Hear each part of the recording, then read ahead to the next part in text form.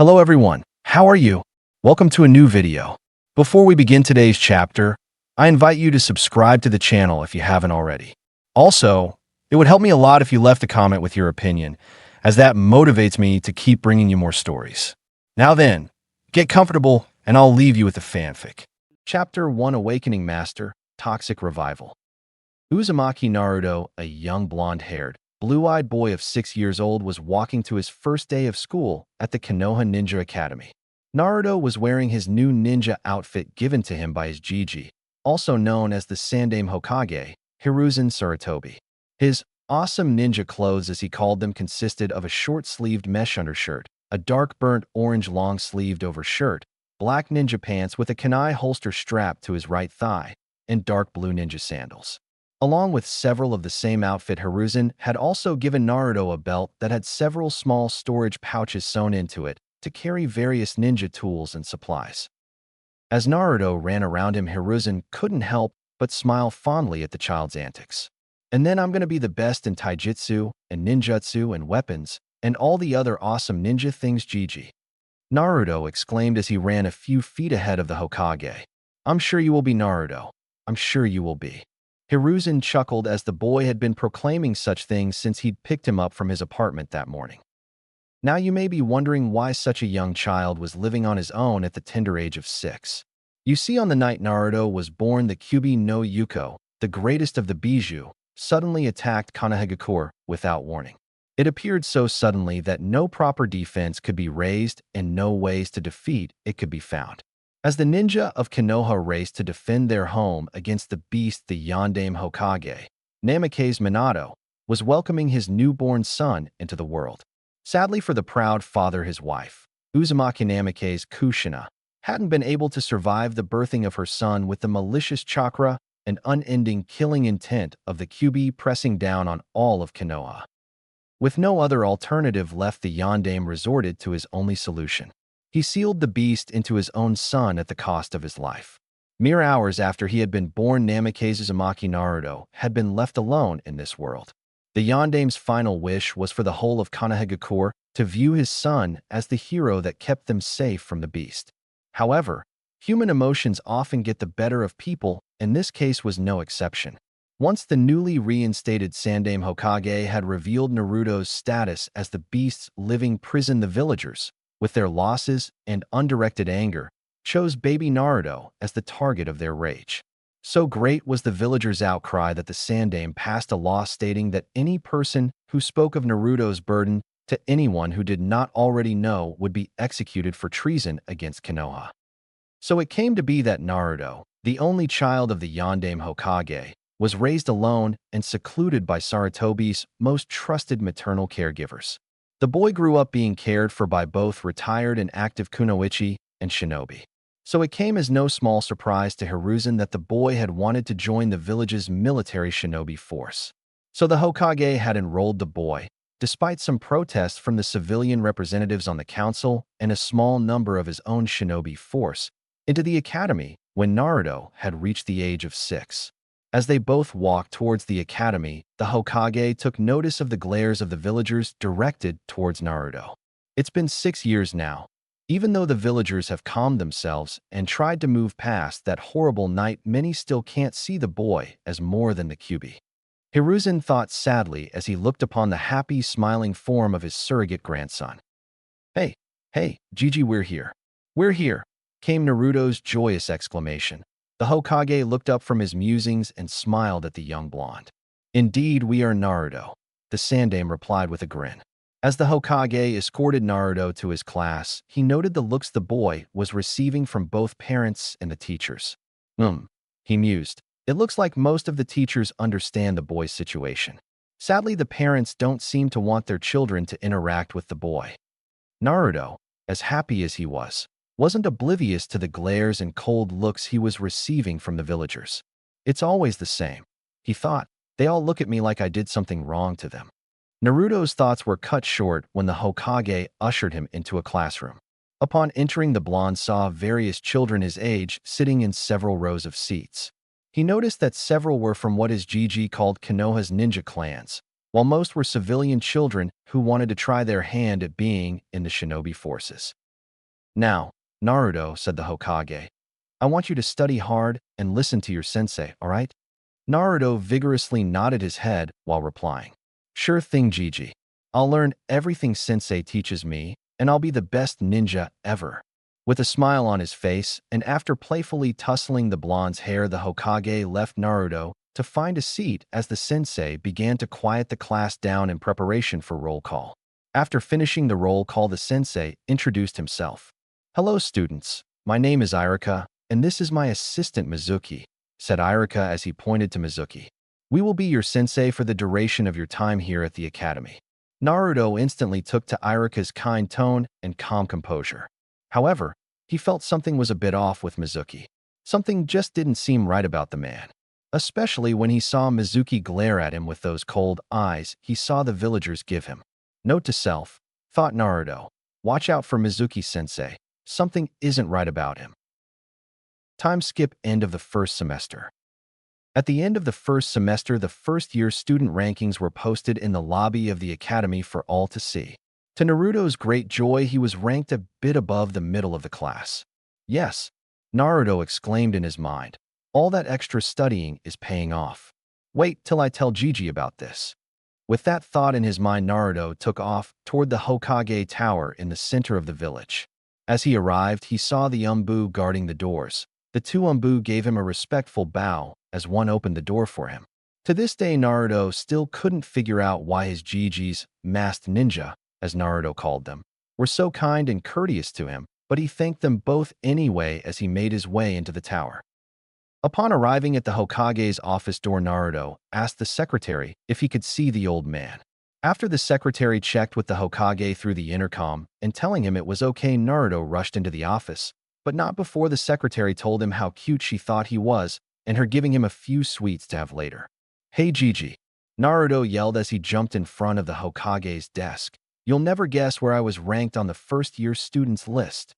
Naruto was practically bouncing where he stood from excitement. Oh, and where was that, Naruto? The Hokage asked kindly, even though he had received said rankings the day before. I'm in the top of the middle tier of students. Naruto shouted as he grinned broadly. My Naruto, said the Hokage fondly. That's quite an achievement. Naruto, if possible, smiled even brighter at the praise. Just you wait, Gigi. Naruto laughed. Soon enough I'll be at the top of the whole school, and then I'll be a ninja just like you. Sarutobi chuckled at his surrogate grandson's energetic proclamation. I have no doubt that you will be someday, Naruto. But how about we celebrate with some ramen now? He asked the young blonde, who nodded happily as he led the Hokage out of his office and towards Ichiraku Ramen. Time skip end of the first year. Uzumaki, Uzumaki, Uzumaki. Naruto repeated to himself as his eyes scrolled down the first-year student's final ranking list on the bulletin board. Here it is, he exclaimed as he found his name. Awesome. I'm in the middle of the upper tier, he thought proudly as he saw his name directly below someone named Aburame Shino. Naruto made his way to Ichiraku with a grin on his face for his accomplishment. After gorging himself with as much ramen as he could eat, he went home to his apartment to get some rest. On his way home, he began to think about what Irika had told them of the various fields of the ninja force. Irika had explained that each field usually had an expertise in a given art of the ninja profession and that they should all begin thinking about what kind of ninja they wanted to be when they graduated. Well, obviously, I want to be the best ninja ever, thought Naruto as he recalled that particular lecture. In his now 7-year-old mind, that was all there was to being a ninja. Though I have to admit what the textbooks say about poisons is really cool. Naruto mused. I mean, come on. You could barely touch a bad guy with some of those poisons and he'd drop to the ground unconscious or worse in less than a minute. These kinds of thoughts spurred Naruto's imagination and filled his dreams that night with him using his awesome ninja poisons to defeat bad guys and rescue princesses and daimyos. Time skip the next day. On Naruto's first day of summer break, he immediately set off for the library in hopes of finding out more about his newly chosen weapon of choice, poisons. When he asked the chunin that watched over the shinobi part of the library about any books on the subject, he got a strange look before the chunin pointed him to a small section that contained the information Naruto sought. After checking out a few of the books, he immediately set off for home to begin learning all he could about the subject that had caught his fascination. "Oh wow!" Naruto exclaimed. He had just finished the first chapter of the first book, and already he was completely awestruck by the power poisons could contain. "I can't believe more ninja don't use poisons," Naruto said with a sigh. "You can do so much with them, from capture to interrogation to outright killing." Naruto was so enamored with the versatility of poisons that he resolved to learn all he could, and by the end of summer break, he would beg Gigi to teach him at least one of the, admittedly few, poison jutsu the book had mentioned. Time skip end of summer break. After 2 months' worth of intense studying, Naruto had finished all of the library's books on poisons and had learned how to use the non-lethal ones the books gave instructions on creating. Naruto was rather surprised that his outside hobby for gardening could be used to grow various types of plants that, when mixed correctly, produced mild poisons that could cause anything from mild aches to near total paralysis. The hardest thing he had done was getting the Hokage to teach him one of the poison jutsu the books had listed. But after explaining to Naruto that the jutsu wasn't to be used unless supervised or as a last resort, the Hokage had caved and taught Naruto the Dokujiri no Jutsu 1. Naruto now used the belt pouches the Sandaime had given him to carry various poisons and antidotes, as well as a new weapon the books had stated did well with poisons, Sanbon. Now Naruto was making his way to the first day of his second year at the academy. He noticed the glares the villagers still sent his way, but ignored them.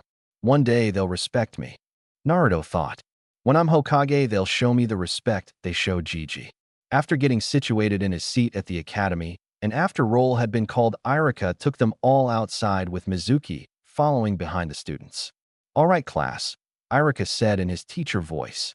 "Since it's the first day back, we would like to see what all the students have trained in and learned since we last saw you."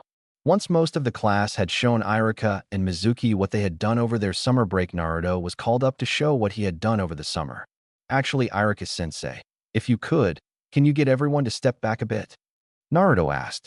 Irika raised an eyebrow at Naruto's request, but did as asked and had all the students move back. "Perfect, now I can show everybody my new jutsu," Naruto thought happily. "All right, everybody watch this," Naruto exclaimed before starting a few hand seals and inhaling deeply. "Dokujiri no Jutsu," Naruto half-shouted as he exhaled a large cloud of thick purple mist at a group of training dummies. After the mist had cleared, everyone saw the result of Naruto's jutsu. The training dummies that had stood there before were made of a light brown wood. After Naruto's jutsu, however, all three of them were a light purple color where the poisonous mist had stuck to the surface of the dummies. "Naruto," Irika called, stunned. "Do you realize that you just pre-formed a B-rank ninjutsu technique?" he asked the now grinning blonde. "Of course, Irika-sensei," Naruto laughed. "It was the only one I could get down over the summer." After getting over his shock, Irika told everyone to return to class while he washed the poison on the dummies away so that they could be used again without poisoning anyone. On the way back to class, all of the students were talking about Naruto's new technique.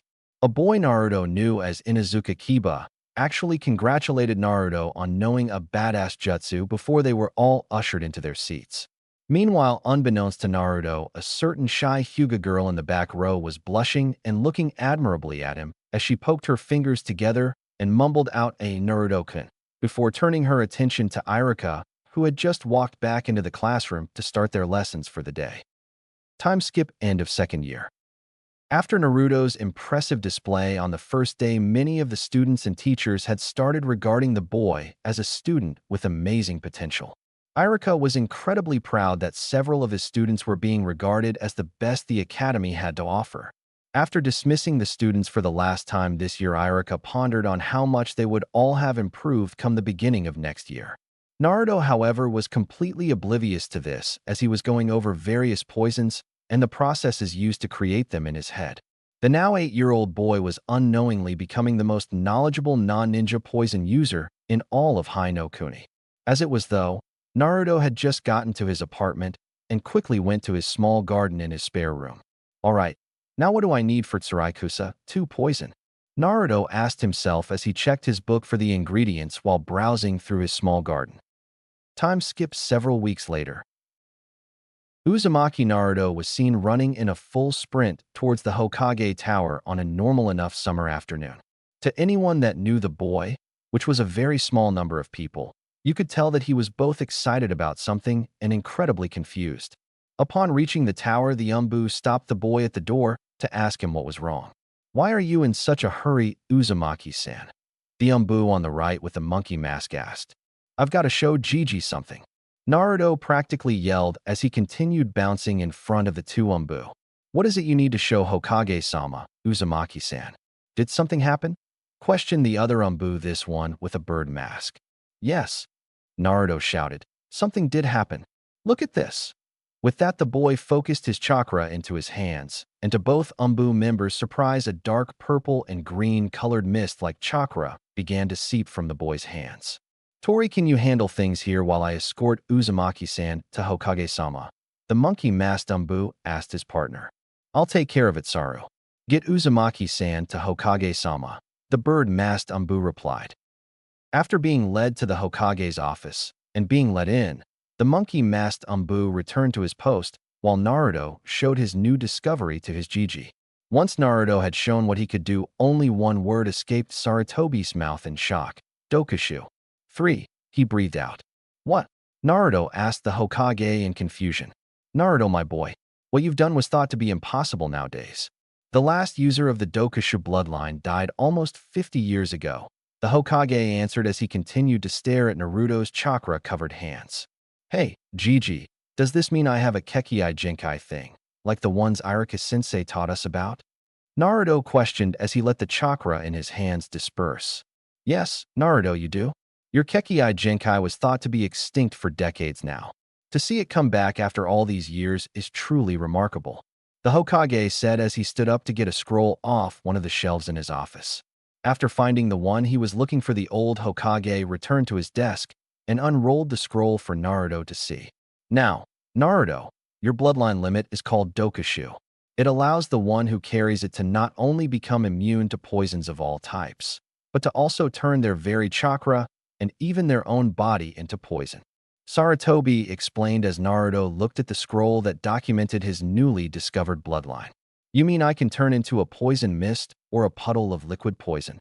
Naruto asked as he looked up in confusion. "Not quite, Naruto. You see, a Dokushu user's body can constantly produce various poisons from the pores of their skin when they apply chakra to their body. Anyone who comes into physical contact with said user will be poisoned on contact.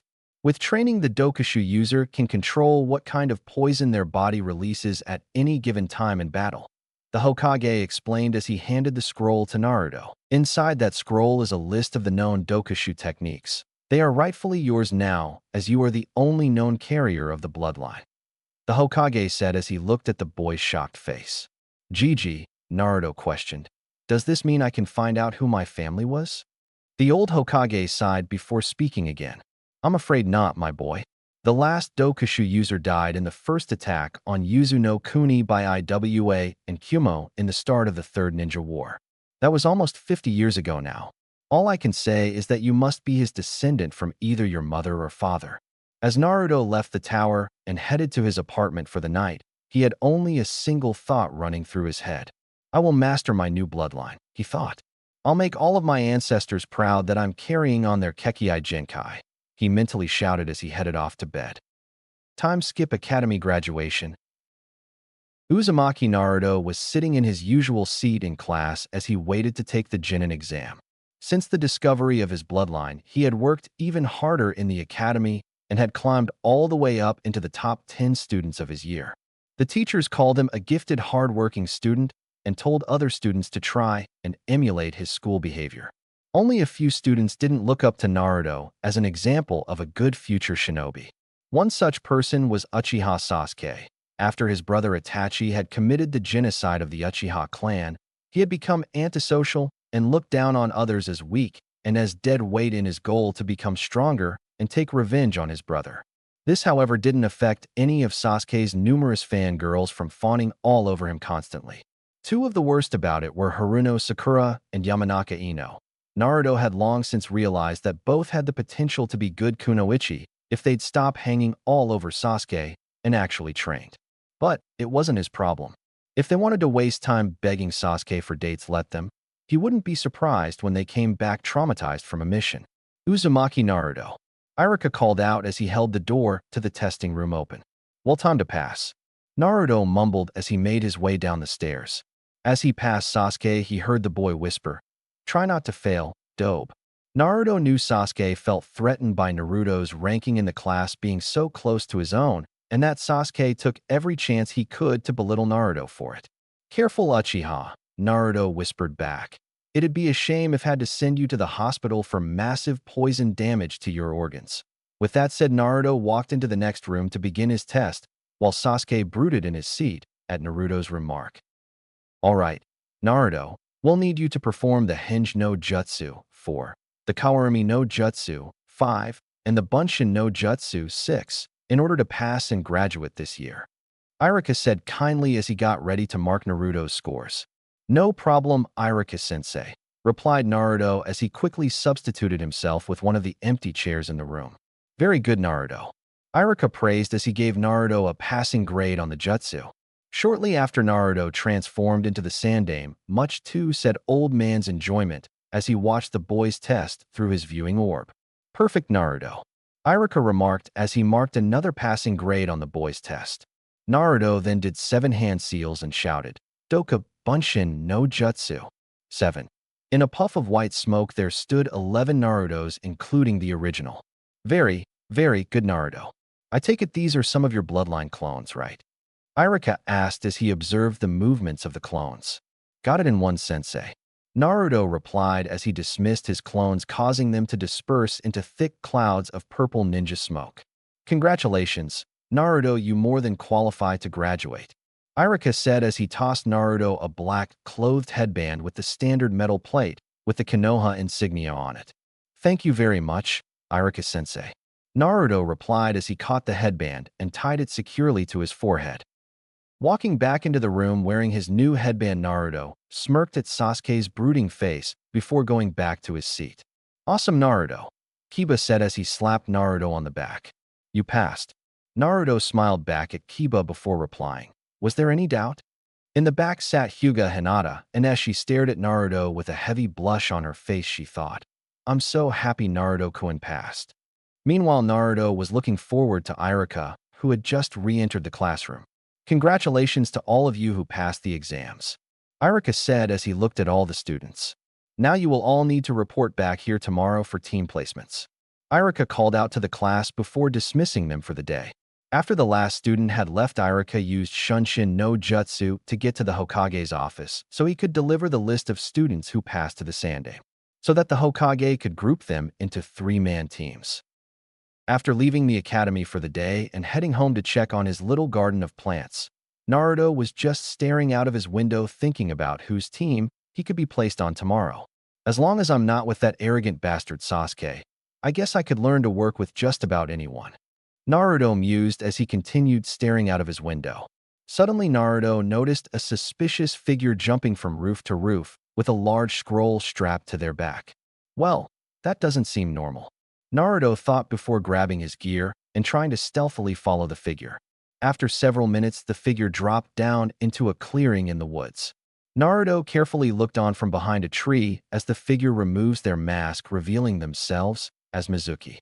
"Now that I've got the forbidden scroll, I can finally leave this village and gain my reward from Orochimaru-sama," he said as he readjusted the scroll on his back while preparing to leap back into the trees. So that is his plan, huh? Well, if he thinks he can get away with betraying the village and trying to steal jutsu, he has another thing coming, Naruto thought as he threw 5 senbon coated with a numbing poison that would rob a limb of all movement within 2 minutes. Mizuki, sensing the weapons coming, rolled to the side, avoiding 4 of the 5 senbon. The last one, however, was embedded about an inch into his left arm, just below the shoulder. "Damn it," Mizuki cursed as he pulled the senbon out of his shoulder. "Who the hell did that? Show yourself, damn it," he yelled into the surrounding forest. "Shinobi Lesson 1, said a hidden voice in the trees. "Never reveal your presence if you don't have to." Suddenly, Mizuki had to dodge another salvo of senbon. Mizuki quickly guessed where the weapons had come from and jumped into Naruto's hiding spot and knocked the boy out of the tree and to the ground below. "Well, if it isn't the demon brat," he said with a sneer. Ow, damn that hurt. Naruto said as he looked up at Mizuki. Why are you calling me that anyway? Naruto asked as he prepared for Mizuki's next move. Oh, that's right. No one is allowed to tell you, are they? Mizuki said as he looked down at the boy. Tell me what? Naruto asked as he wondered what Mizuki was talking about. That you're the Kyuubi no Yuko. Mizuki yelled at him with his face twisted by rage. What the hell are you talking about? Naruto questioned as he listened to what the traitor had to say. The Yondaime couldn't kill the Kyuubi the night it attacked the village. So he did the next best thing. He sealed it away into a child. That child was you, Naruto. You are the Kyuubi reborn. Mizuki yelled as he charged towards the boy, intent on punching the boy in the face for the sunbon he had been hit with earlier. Naruto was shocked.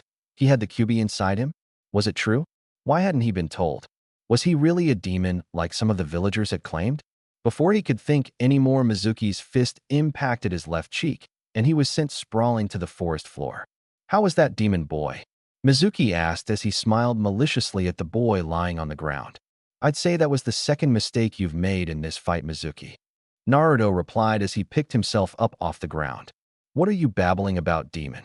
Mizuki questioned as he looked at the now standing form of Naruto. Your first mistake was getting hit by my sunbon. Naruto explained as he looked into Mizuki's eyes. You can't even feel your left arm anymore, can you? He asked. To Mizuki's shocked horror, he found that he couldn't move his left arm at all. What did you do to me, you monster? He yelled at the now grinning Naruto.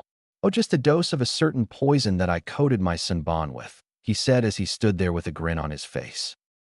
Your second mistake was punching me. Naruto lectured as he pointed to Mizuki's right fist. Mizuki looked to his own hand and saw it was covered in a thin layer of a sticky green liquid. What is this stuff, you demon brat? Mizuki yelled at Naruto, who was now slowly waking towards him. Oh, that. Naruto replied innocently. That's a highly potent neurotoxin that seeps through the skin and sets off all the pain-receptive nerves it encounters. He explained nonchalantly as he took another couple of steps forward. In fact, it should start working right about now. Naruto said, only to be interrupted as Mizuki began screaming himself hoarse. You bastard. You demon brat. Mizuki tried to speak, but couldn't stop the pain that was now spreading up his right arm. Your third and final mistake, Mizuki, was underestimating me. Naruto yelled as he slammed his right hand with all 5 fingers in a claw position into Mizuki's chest hard enough to actually bury the tips of his fingers in Mizuki's skin. As Mizuki laid on the ground trying to cough and scream at the same time, Naruto stood over him and told him one last thing. Before you go into shock and pass out, you traitorous piece of shit, let me tell you one more little tidbit of information. I can turn my own chakra into a poison. With that poison, I can attack or even destroy my opponent's chakra circulatory system. Unfortunately for you, I think Gigi's interrogators will want to have a few words with you about your actions here tonight. So I just crippled your chakra network with my poison. After tonight, you'll never again be able to mold chakra. Your life as a ninja is now over, Mizuki. Reflect on your mistakes and pray for a swift end. With those last words, Mizuki succumbed to shock and passed out on the forest floor. Moments later, 4 Umbu and the Hokage landed in the clearing and surrounded Mizuki. We saw everything, Naruto. The Hokage stated as Naruto knelt before him. You did well to prevent Mizuki from taking the Forbidden Scroll. My Umbu will take him to the interrogation headquarters where they'll extract the information from him that we need. After he said that, the 4 Umbu, carefully avoiding Mizuki's poison-coated right hand, took the traitor away in a swirl of leaves. Now, Naruto, go home and get some rest. I'll explain everything to you tomorrow morning before you go to the academy to meet your team. The Hokage said before he too disappeared in a swirl of leaves. I'll be sure to do that, Hokage-sama. Naruto said before heading home for a good night's sleep. Chapter 2: Explanations and Specialized Teams. Naruto awoke the next day 2 hours before he had to be at the academy for team placements. After taking his morning shower and eating a breakfast of eggs and toast, Naruto brushed his teeth before leaving his apartment and heading for the Hokage Tower. Time for Gigi to explain what Mizuki was yelling about last night, he muttered as he arrived in front of the tower. After being led into the tower and making his way up to the Hokage's office, Naruto greeted the secretary with a small, tired smile. She smiled back at him warmly before allowing him into the office. "Ah, Naruto, good to see you, my boy," Sarutobi said as he looked at the young genin that was now sitting before him. "He looks like he hasn't slept well since last night," Sarutobi thought as he studied Naruto's tired face from across his desk. "What would you like to ask first, Naruto?" Sarutobi asked as he filled his pipe with tobacco and lit it with a small application of fire nature chakra. "What I want to know the most, Gigi, is what Mizuki said true. Am I really the Kyuubi? Were the villagers right about me being a demon?" Naruto asked evenly as he sighed out tiredly. "Of course not, Naruto. The Kyuubi was sealed inside of you, not the other way around. Just as a prisoner is not the prison he sits in, the Kyuubi is not you who he is sealed in," the Hokage explained as he exhaled smoke from his mouth. Naruto visibly relaxed as he slumped down in the chair he was seated in.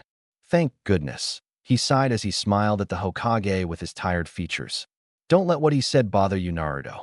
You are the hero that keeps the Kyuubi at bay. Without you, we would all have been destroyed that night 12 years ago." Sarutobi spoke kindly as he smiled at the boy he viewed as a grandson. "Thanks, Gigi. I needed to hear that from someone I could trust." Naruto sighed as he stood up from his chair. "Well, I need to be heading to the academy now. With your permission, Hokage Gigi," he asked with a bow. "Dismissed, my boy. No need to be so formal." Sarutobi replied with a chuckle as Naruto walked out of his office. "Oh, and if you've put me with Sasuke team, or that shrieking fangirl bitch Sakura, I'll have to come back here and have some words with you, Gigi," Naruto said as he stuck his head back in his Sarutobi's office before closing the door and heading to the academy. "Oh, don't worry, Naruto. I'm sure you'll enjoy the team I've set up for you," the Hokage thought with a smile as he returned to his work. Meanwhile, Naruto was just arriving at the academy when he suddenly sneezed. "Someone must be talking about me," he mumbled as he entered his classroom. Once he entered the classroom, Naruto's ears were assaulted by the sounds of all the students waiting to receive their teams and begin their ninja careers. Sheesh, for future ninja you'd think they'd know when to be quiet, he thought irritably as he took a seat that was still available. Shortly after he sat down, the one person Naruto never wanted to sit beside took the seat next to him. "Why are you sitting beside me, Sasuke?" Naruto questioned the Uchiha boy while glancing at him. "Shut up, Dobe. It's the last seat available that isn't being swarmed by those loser kunoichi who flocked to my Uchiha superiority," Sasuke replied as if it was the most obvious thing in the world. "What a pompous dumbass," Naruto thought as he rolled his eyes at Sasuke's statement. Suddenly, everyone in the class heard what sounded like two elephants charging through the academy hallways. "And here comes the terrible twosome," he thought as he looked towards the door to see both Ino and Sakura trying to shove their way through the door to the classroom. Once both had made it into the room, they stood there panting before they began shouting at each other.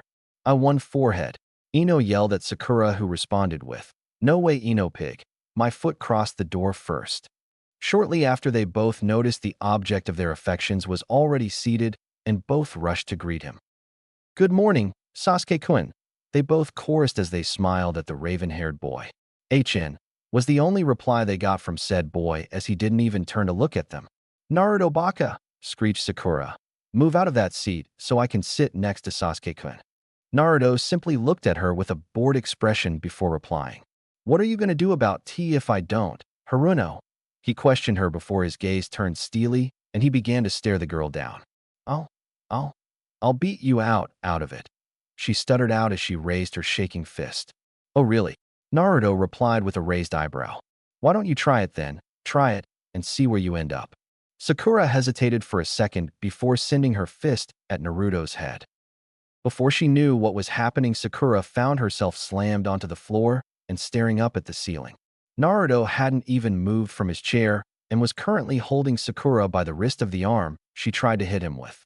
"Now what did you learn?" Naruto questioned her in a bored tone. Ino stood there stunned. Naruto had just put Sakura on the ground with one hand. While sitting down, she quickly rushed towards the back rows and took a seat next to Shikamaru, who was currently dozing. "I'm waiting, Haruno." Naruto spoke again as he increased the pressure on Sakura's wrist. "I'm sorry," she shouted as the pain was too much for her. "Not quite what I was expecting you to learn, but it'll do for now," Naruto replied as he let go of her wrist and pulled her to her feet. "Next time, try being polite when you want something." Sakura nodded as she quickly went to sit next to Ino in the back of the room. When did the dobe get this strong? Sasuke wondered as he watched Naruto deal with Sakura. I should have that strength. I need it more than he does. I'm an Avenger, damn it. Before Sasuke could question Naruto, Iruka walked into the room with a clipboard in hand and told the class to settle down. Now I'll read off your team assignments. Wait for your name to be called and listen for your team number. Iruka stated as he started going through the list. After waiting about 10 minutes, the first notable name caught Naruto's attention. Team 7 will be Uchiha Sasuke, Haruno Sakura, and Sai. Iruka announced, much to the dismay of Sasuke's fan club. Except Sakura, who screeched loudly about how true love conquers all. Your sensei will be Hatake Kakashi. Iruka finished as he read off the next team. Team 8 will be Aburame Shino, Inazuka Kiba, and Hyuga Hinata. Iruka said as he flipped the page to the next team. I'm not on Naruto's team. Hinata thought sadly as she looked forlornly at the boy she had a crush on. Team 10 will be Yamanaka Ino, Akimichi Chuji, and Nara Shikamaru. Iruka read off as he flipped to the last page of his clipboard. Your sensei is Sarutobi Izuma. Lastly, Iruka called out, Uzumaki Naruto, you've been taken as an apprentice by Mitarashi Anko. Well now, this just got interesting. Naruto thought with a wide grin on his face. What? Sasuke yelled as he stood up, so fast his chair toppled over. Why does the dobe get an apprenticeship when I, an Uchiha, am stuck on a dead-weight team? He yelled as he glared at Naruto. Abruptly, a large black cloth ball smashed through the room's windows before unfurling with a kunai stuck in each corner, pinning it to the floor and wall. In front of the newly revealed banner was a purple-haired woman that was wearing a fishnet bodysuit that ended at her thighs, an orange mini skirt, a long tan trench coat, with shin guards over her legs. Behind her, the banner read, The Great Mitarashi Anko-sama arrives, in bright red kanji. Which one of you brats is Uzumaki Naruto? Anko questioned as she looked around the room. Anko, you're early again, Iruka said as he scratched the back of his head nervously. Well, regardless. Which one of you is Naruto? She asked as she scanned the room again. That would be me, Mitarashi, and Naruto spoke as he raised his hand. So you're my new apprentice, brat? She asked as they locked eyes. I guess so, he replied with a smile. I demand to know why you're taking the dobe as an apprentice and not me? Sasuke shouted at Anko, breaking her from her staring match against Naruto. Because I only train the strongest of the strong. Anko replied dismissively. In all honesty, you just don't cut it, Uchiha. You wouldn't be able to survive my training. Naruto laughed out loud from beside Sasuke, while Sasuke himself clenched his fists tightly. Let's go, brat. Anko yelled as she jumped back out of the window and started towards the training grounds. Yes, sensei. Naruto replied before jumping over his desk and out the window in 2 leaps. Damn him, Sasuke mentally shouted as he brooded about Naruto getting what he and Uchiha should have received. Naruto caught up with his new sensei before she even got outside the academy grounds. Where to, sensei? He asked as they began hopping away from the academy. Straight to training ground 44, of course. Anko replied with a devious smirk on her face as she picked up the pace to challenge Naruto's speed. Straight to the forest of death, huh? Naruto thought with a grin. I think I'm in love already, he mumbled playfully. Anko, however, had heard him, and with a smirk she remarked, We'll see how long you're in love with me after training. Naruto bowed his head with a blush burning his cheeks as Anko laughed loudly. Once they had arrived at the training ground, Anko turned around and told Naruto their unique situation. All right, brat. Since the council wants you to advance through the ranks and get strong enough to claim clan status as soon as possible, Hokage-sama has asked me to take you on as my apprentice. She explained as Naruto stood before her and gave her respectful attention. So that's what this is all about. Naruto thought as he remembered the one particular meeting he had with the full council of Konoha. Flashback 1 week after Naruto discovered his bloodline. Naruto had been called by the Hokage to attend a meeting with the council to explain his new situation in the village as well as in the ninja forces. As Naruto was led into the council chambers by the Hokage, he was told to stand in the center of the room and wait to be spoken to. This meeting of the Council of Konoha is now in session, Sarutobi said as he called the meeting to order. What has this meeting been called for, Hokage-sama? The Sandame's old teammate Mitokado Hamura asked as he turned towards his leader. I've called this meeting to announce that a Kekkei Genkai, one that was thought to be extinct for decades now, has reappeared in our very own village. Sarutobi replied as he looked straight ahead at Naruto. You mean this boy has a... The Hokage's other teammate Udatane Koharu tried to say as every one of the council members' faces were frozen in shock. Yes, that's correct. Uzumaki Naruto has awakened a Kekkei Genkai that hasn't been seen in almost 50 years. Sarutobi explained as the council chambers erupted in noise and exclamations of demands. Silence, he yelled out as the council chambers instantly quieted. If I may ask, Hokage-sama, Danzo said from his seat, what Kekkei Genkai has reawakened in this boy? Sarutobi knew Danzo was already plotting ways to get Naruto under his control, but he answered nonetheless. Naruto here has reawakened the Dokushu bloodline, a bloodline that hasn't been seen since the start of the Third Great Ninja War. This started the councils arguing almost instantly. Shouts about betrothals, breeding, and demands for him to be trained as an obedient weapon were heard throughout the room. I said silence, shouted Sarutobi as he slammed a fist on top of his desk. The council quickly became quiet at the killing intent the old Hokage was releasing. Naruto is under shinobi jurisdiction. Therefore, the civilian representatives on the council have no say in any matters pertaining to the boy. With that said, the civilians quickly became silent. Hokage-sama, might I take the boy and train him in the ninja arts? I can guarantee the boy will be the most powerful shinobi in our ranks within a few short years. Danzo stated calmly as he eyed the boy like a high-quality tool. I have no intention of taking Naruto out of academy for any reason until he graduates. Am I clear, Danzo? Sarutobi asked as he leveled the full brunt of his killing intent on the old war hawk. Hokage-sama, if I may, could I set up a marriage contract with the boy to my daughter? Asked one of the civilians with a greedy gleam in his eyes. No way in hell, you civilian asshole. Naruto thought as he glared at the man.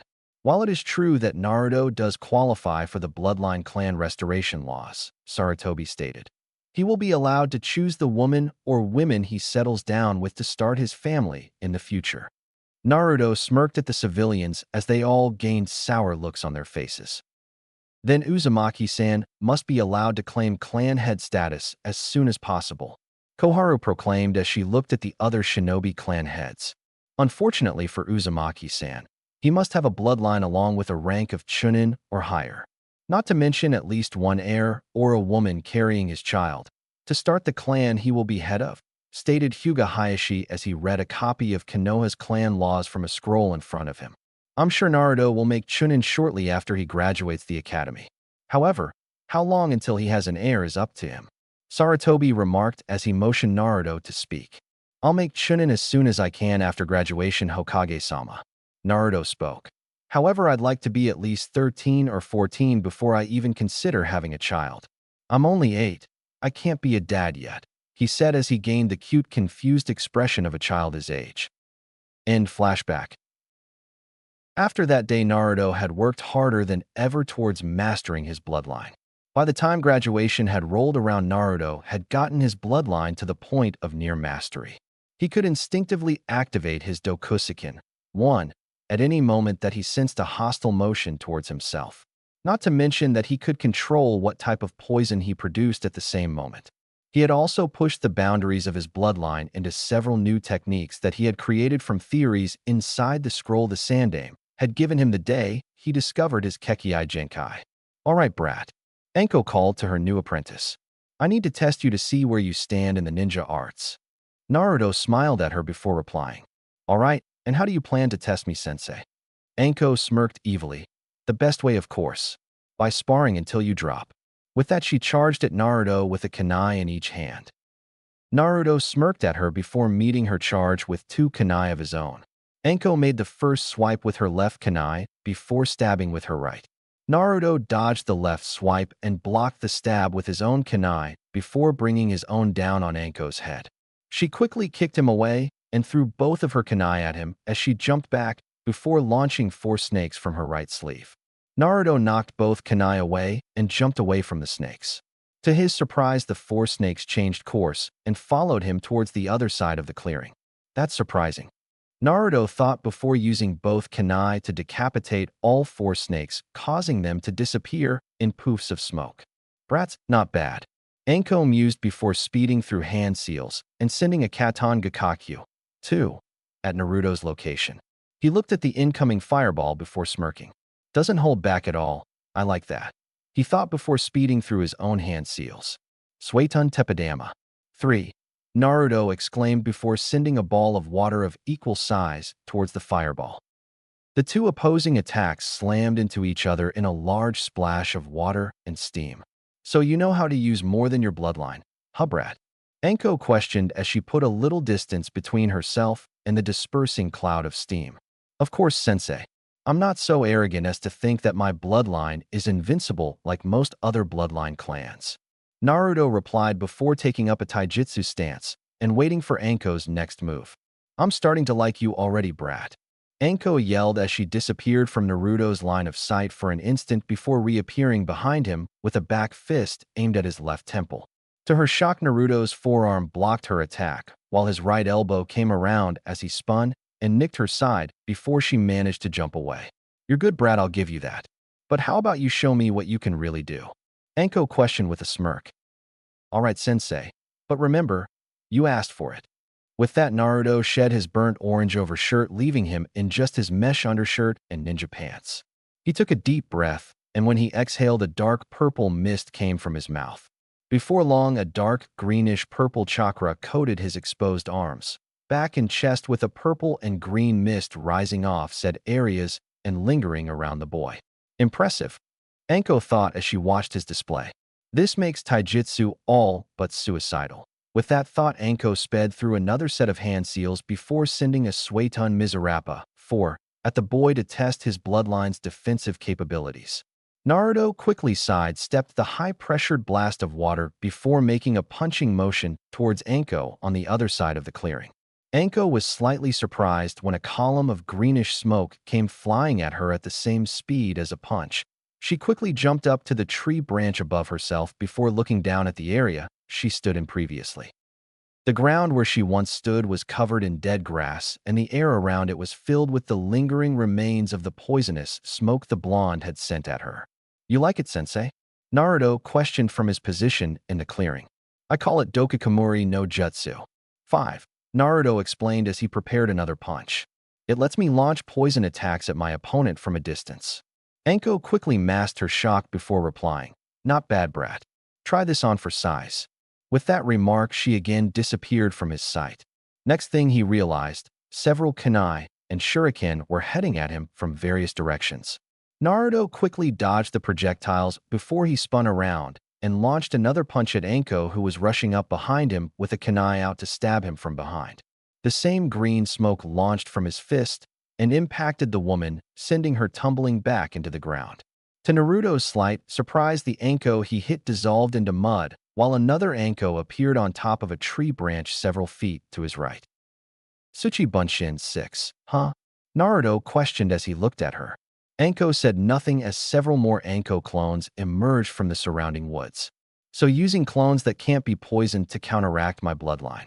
While it makes taijutsu a possible attack method, the clones will disperse shortly after striking me, Naruto said as he quickly jumped higher and higher into the trees. Then again, for only a little more chakra than you used to make all those clones, I can do this, he exclaimed as he finished a string of hand seals. Miasma no Jutsu. 7. He yelled as he spewed a thick purple, almost black, cloud of poison from his mouth. The jutsu felt almost like water as it was released down into the clearing below. All of the clones were swept away by the jutsu's amazing density, and when it hit the ground, the entire clearing floor was covered in a thick poisonous cloud that was several feet high. Naruto scanned the treetops as he looked for his sensei. He knew she was far too crafty to have been taken down by that attack. Now all he had to do was wait for the counterattack. He didn't have to wait long before a cry of Futon de Tapa 8 sent him face first into the tree in front of him. How do you like that, brat? Anko questioned before she threw several pairs of kunai, with a length of ninja wire connecting each pair, all around Naruto, effectively pinning him to the tree. Not bad at all, sensei. Naruto mumbled with his face still in the tree.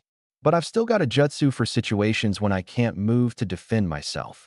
He mumbled out before bringing his hands together between him and the tree and going through several hand seals. Yudoku Yuko no Jutsu 9. Naruto yelled as he completed the jutsu. Suddenly, the purple and green mist that surrounded Naruto compressed into 5 separate clouds of poison. Each cloud then took on a distinctly vulpine form before opening bright green eyes. All 5 dark purple poison cloud foxes locked their glowing green eyes on Anko before rushing her all at once. What the hell? Anko yelled and asked at the same time as she had to duck and weave to avoid these strange poison creatures that Naruto had created.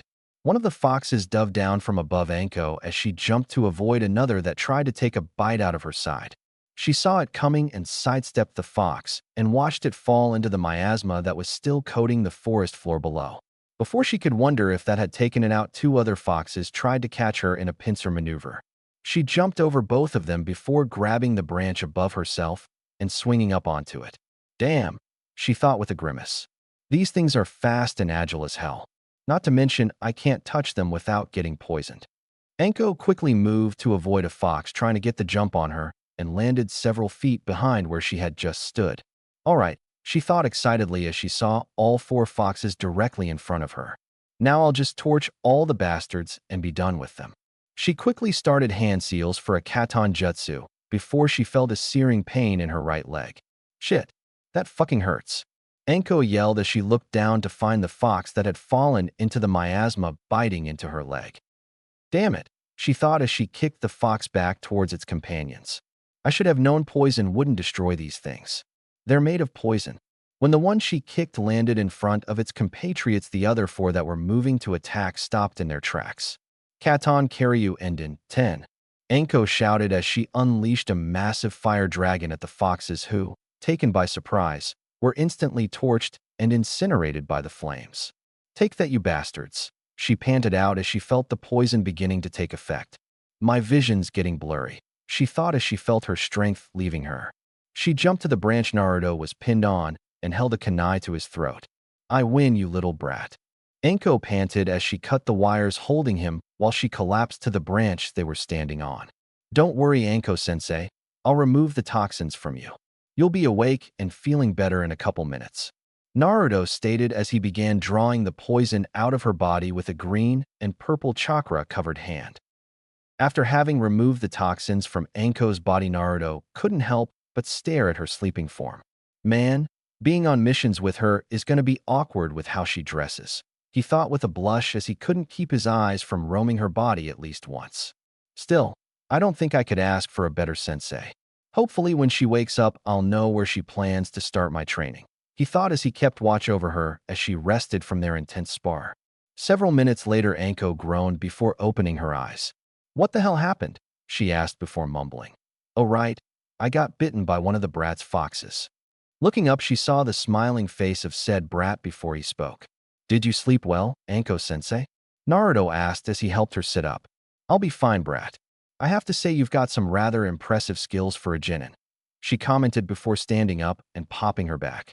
So what level do you rank me at, sensei? He questioned with a curious look on his face. You're a solid chunin level ninja already, brat, she replied. Give me until tomorrow and I'll have your rank in all of the aspects you've shown me in this fight. Naruto smiled widely at her assessment before standing up himself. Well, where to now, sensei? Naruto asked. Let's head into the village to celebrate your graduation to genin, Anko replied as she started tree hopping to get out of the forest of death and into the village proper. Naruto nodded before following along behind her. After they had reached the restaurant area of the business district, they had immediately gotten into an argument about what to have to celebrate. We're having dango, you brat, and that's final, Anko yelled as she stomped her foot on the ground. Oh come on, sensei. Why can't we have ramen? I always have ramen when I celebrate something, Naruto said as he tried to give her puppy dog eyes. Sorry, brat. That look only works for us women, Anko said as she smirked at him. All right, I can be a gentleman when I need to be. Naruto sighed before he straightened up and offered Anko his arm. Care to lead the way, sensei? He asked politely. Anko snorted before taking the offered arm and leading him to her favorite dango place. Just don't try and get fresh, brat. You wouldn't like what happens if you did, she warned as she brought him into the shop. One order of dango for me and the brat old man. Anko ordered with a smile as she sat at the bar with Naruto to her right. Coming right up, Anko-san, the old chef said as he began to make her order. So, brat, now that we have a few minutes, why don't you tell me about yourself? She asked as Naruto took a sip of water from his glass before nodding. All right. My name is Uzumaki Naruto. I like Hokage Gigi, poisons, training, reading, and my new sensei. I dislike Sasuke and all his annoying fangirls, people who judge others, rapists, people that hurt children, and people who look down on women just because they're female. My hobbies are training, reading, gardening, experimenting with my bloodline, and making friends. My dreams for the future are to become a clan head and start a family. And if possible, be Hokage for a while so I can protect Konoha. When he finished, Anko was rather happy about his introduction. Seems we've finally found a bloodline user that doesn't think the world of himself. He even seems to have a rather high respect for women. That's always a plus in a man. Anko thought before she started her own introduction. My name is Mitarashi Anko. I like dango, sake, my friends Kurenai, Hana, and Yugao, and the old man Hokage. I dislike arrogant pricks, my former sensei, chauvinist pigs, rapists, child abusers, traitors, and people who judge others based on past associations. My hobbies are training, working in the torture and interrogation department, and hanging out with my friends. My dream is to kill my sensei, or at least know that he's dead. I'd also like to find a man that'll treat me right and have a family. She finished with a small blush as she thought about having a husband and child of her own. Order up, said the old chef as he placed 2 plates loaded with dango in front of Naruto and Anko. You know, I never took you for a woman that was into younger men, Anko-san. The old chef giggled perversely. Oh, shut it, Jinji-asen, she replied with a light blush on her cheeks. He's my student, not a date. Naruto nodded but turned towards the old chef and said, I would be greatly honored if Anko-sensei would take me as her date, though. The old chef laughed loudly while Anko blushed scarlet and quickly put Naruto in a headlock. Don't get cocky, brat. You've got a long way to go before you gain that kind of privilege, she said as she messed up his hair with her free hand. After the two had finished their celebratory meal, they parted ways for the evening. Naruto went to his apartment to tend to his poison garden, while Anko went to go write up her preliminary report for the Hokage. After a couple hours, Anko had finished her report and turned it over to the Hokage for his inspection. After she had left, Sarutobi and his former teammates opened the file and perused its contents. Anko's report. As requested by the Hokage of Konohagakure no Sato, I, Mitarashi Anko, tested one Uzumaki Naruto's abilities in the ninja arts in a full sparring match with no restrictions. From said match, I've ranked Uzumaki Naruto's skills according to his proficiency as displayed. Name, Uzumaki Naruto. Age, 12. Status, active ninja. Rank, Jinin. Ninjutsu rank, C-class Jounin. Jinjutsu rank, unknown, likely Jinin level. Taijutsu rank, A-class Chunin. Weapons rank, A-class Chunin. Speed rank, C-class Chunin. Reaction time rank, B-class Chunin. Overall ranking, BA-class Chunin. End Anko's report. This bodes well for Naruto making Chunin on this year's exams. They'll even be held shortly after his birthday, if I'm correct, spoke Sarutobi as he finished the report. That is assuming you two also give your support to the boy to participate. Both Hamura and Koharu looked at the Hokage before speaking. Sarutobi, you know neither of us holds anything against the boy, said Koharu as she looked at her former teammate. She's correct, Sarutobi. We hold no ill will for young Naruto, but we fear that beast inside him more than anything else in this world. Hamura finished with a scared tone. The possibility of that beast and its power falling into an enemy's hands is the only reason we would ever deny the boy a chance to participate in anything, Koharu said as she sat down beside Sarutobi. We'll all make sure that such a thing never happens, Sarutobi replied as he rolled up the scroll and placed it in his robes. Now I bid you both good night. It has been a long day, and I think we all could use some rest. With a nod, the two advisors parted ways with the Hokage, and all three left to their own residences. Chapter 3 Missions and Full Toxicity. Naruto awoke at 7 in the morning the day after testing to meet Anko for their first mission together. As he was going through his morning routine, he began to wonder what his first few missions with his new sensei were going to be like. I doubt it'll be anything incredible, Naruto thought as he locked his apartment and made his way to the missions office to meet his sensei and receive their first mission. Once Naruto was in sight of the doors to the Hokage Tower, he saw his sensei leaning against the wall beside the doors. When she looked up at him, he gave her a cheerful grin before greeting her. "Good morning, Anko-sensei," he said before he gave her a respectful bow. "Good morning, brat," Anko replied as she smirked at him. "Let's go start the most boring missions of your life," she said with a sigh before leading him into the tower. After receiving a few D-rank missions from the Chunin on duty, both sensei and student left the missions office and headed for the home of their first client of the day. After arriving at one of the multitudes of small farms on the outskirts of the village walls, the duo knocked on the front door. Moments later, an elderly man answered, and after seeing their headbands, smiled and let them into his living room. "So, you two are the ninja that re gonna get rid of those vermin for me?" the old man questioned as his equally old wife served them both some tea. "Yes, sir. That's what we're here for," Anko answered as she sipped her tea. "So what kind of vermin do you need exterminated?" Naruto questioned as he also sipped his tea. "I need those damn rats out of my fields and out of my chicken coops," the old man complained as he scratched his gray hair in exhaustion as he suddenly looked his full age. "Rats, sir?" Naruto questioned as he finished his tea. "That's right, youngin'. But I'm certain these ain't no normal rats. They always escape the traps I use, and sometimes they even take the bait without setting the traps off. There ain't no normal rats that can do that," the old farmer said as he sighed tiredly. "Don't worry, sir," Anko said kindly. "We'll have the whole population taken care of before lunch." The old man's face lit up with a small smile as he showed them the way to the barn where he kept his crops after harvesting them.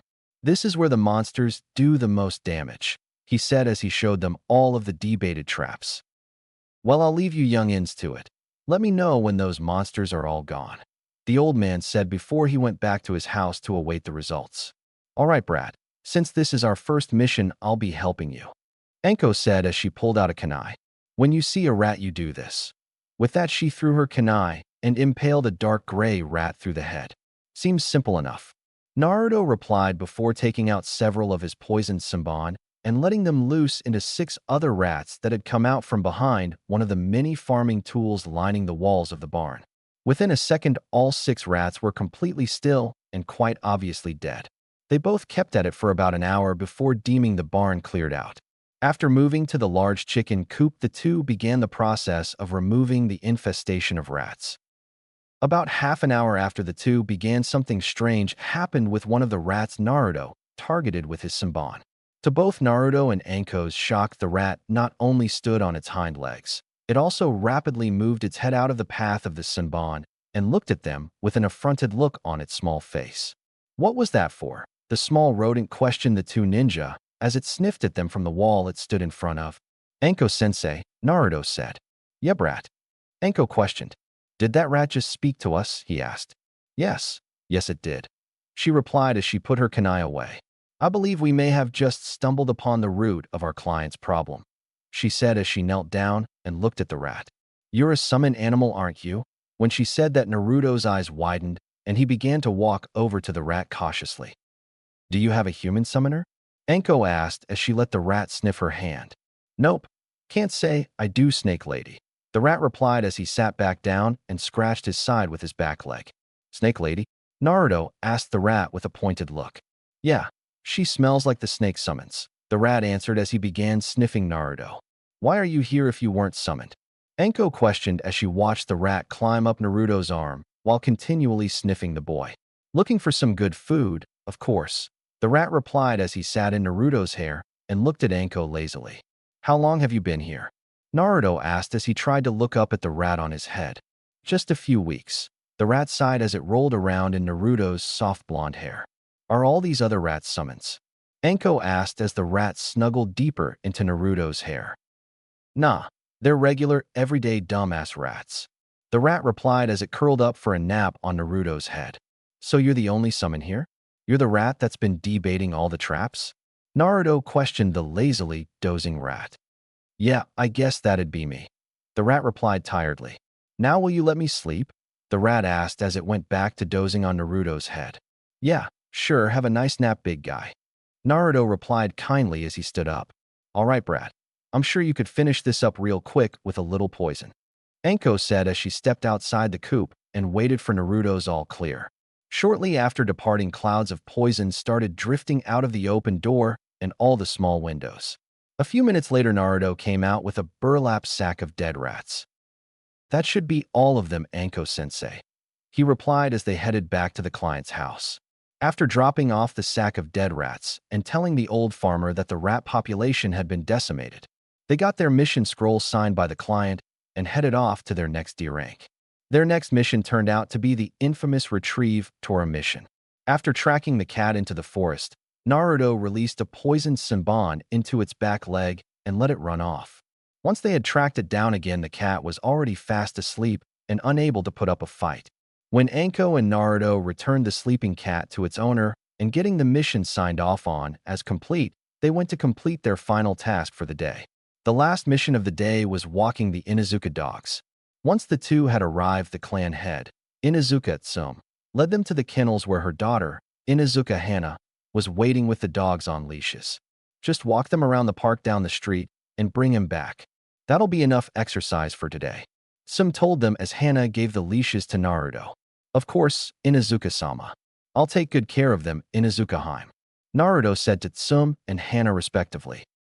After Naruto said that, Tsum gained a feral grin while Hana smirked with a light blush on her cheeks. What's this about, brat? I thought you were in love with me. Anko teasingly pouted at him. But you said I haven't earned it yet. Naruto replied with a joking smile. Well, if you do this well enough, I'm sure Hana and I could give you a little tip for your services. Tsum said with a grin as Naruto blushed and stuttered out that it wasn't necessary. Shortly afterwards, Naruto was being halfway dragged around the park by the 12 or so dogs that he held by leashes. Would you guys at least go in the same direction? He asked the dogs as they once again went multiple directions.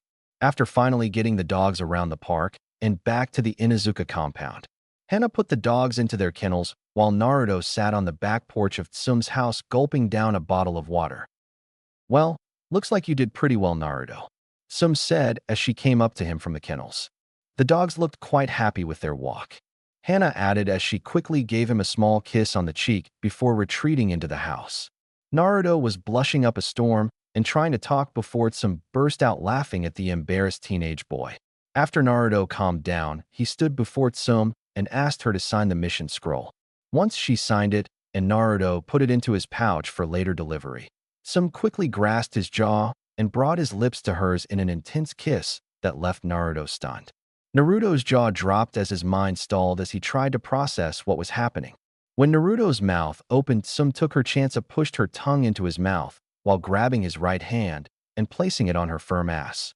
Naruto's mind had completely shut down at this point, and he just stood there dumbly. Once she'd had her fun, Tsum released the boy who simply stood there transfixed. Oh, Tsum, I think you broke him. Anko chuckled as she waved her hand in front of Naruto's unblinking face. Tsum chuckled as well before responding. Yeah, he should wake up in a few minutes, she replied. Though I wouldn't mind taking him to my bed at all, either. Tsum finished while leering at Naruto. Yeah, he'd probably be a great father, Anko said with a smirk as she watched Naruto continue to stand there unmoving.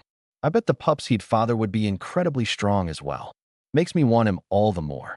Tsum responded with a grin as Naruto finally regained movement before blushing up a storm and practically sprinting out of the Inuzuka compound. Both Anko and Tsum laughed loudly at the teenager's innocence. Maybe he'll be interested in a clan alliance in a couple months once he makes chunin? Tsum pondered out loud as she sat on her porch.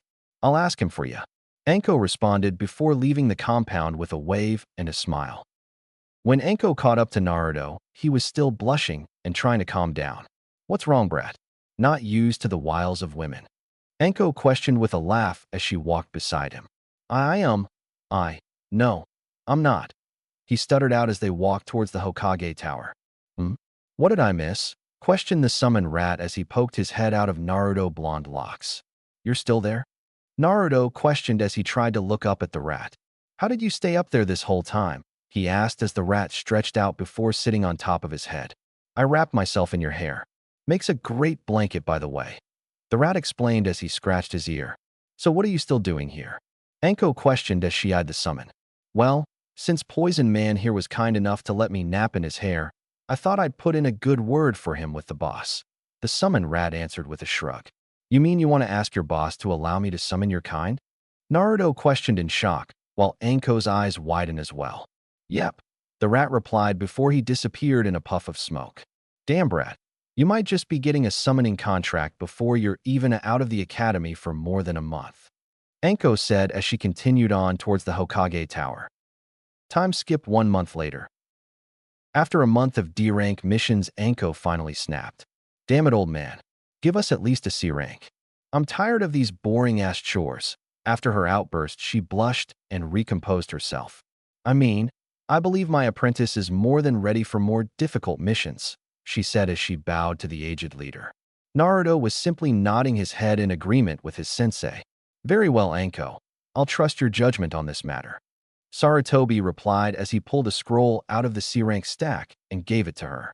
There's a gang of bandits on the outskirts of Kekkei village that have been causing too much trouble. They've been linked to theft, rape, and murder already. The town elder has commissioned us to get rid of them by any means necessary. I trust you too with resolving this quickly, he said as Anko looked over the mission scroll.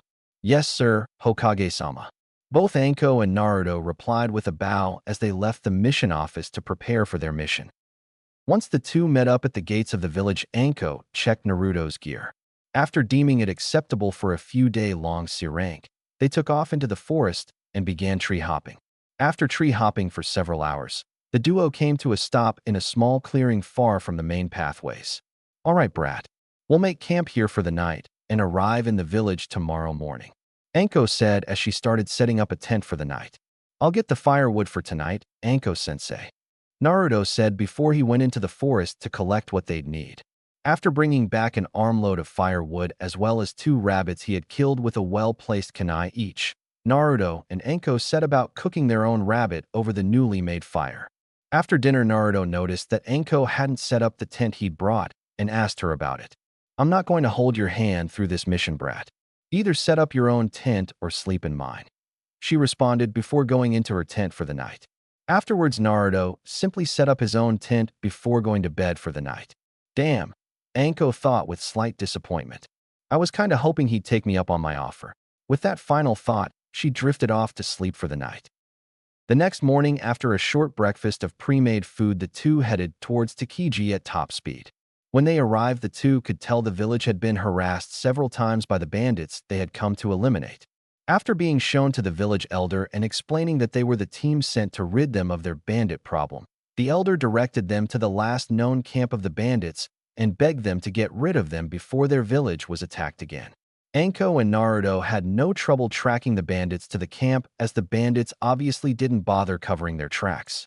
After scouting the camp and determining that all the bandits were there, the two ninja waited for nightfall before they made a move.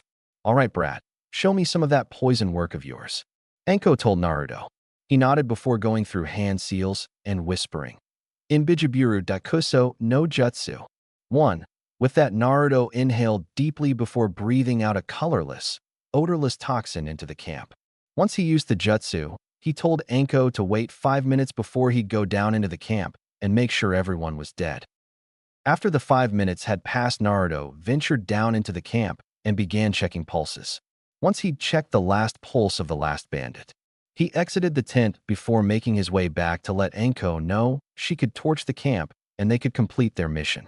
When he reached the center of camp, he sensed incoming projectiles and hit the ground. He heard 3 distinct hits, and when he looked up, he saw 3 kunai lodged in a wooden post he had been walking past before he ducked. He looked back to where the kunai came from to see a ninja from Kusa, if the headband was any indication.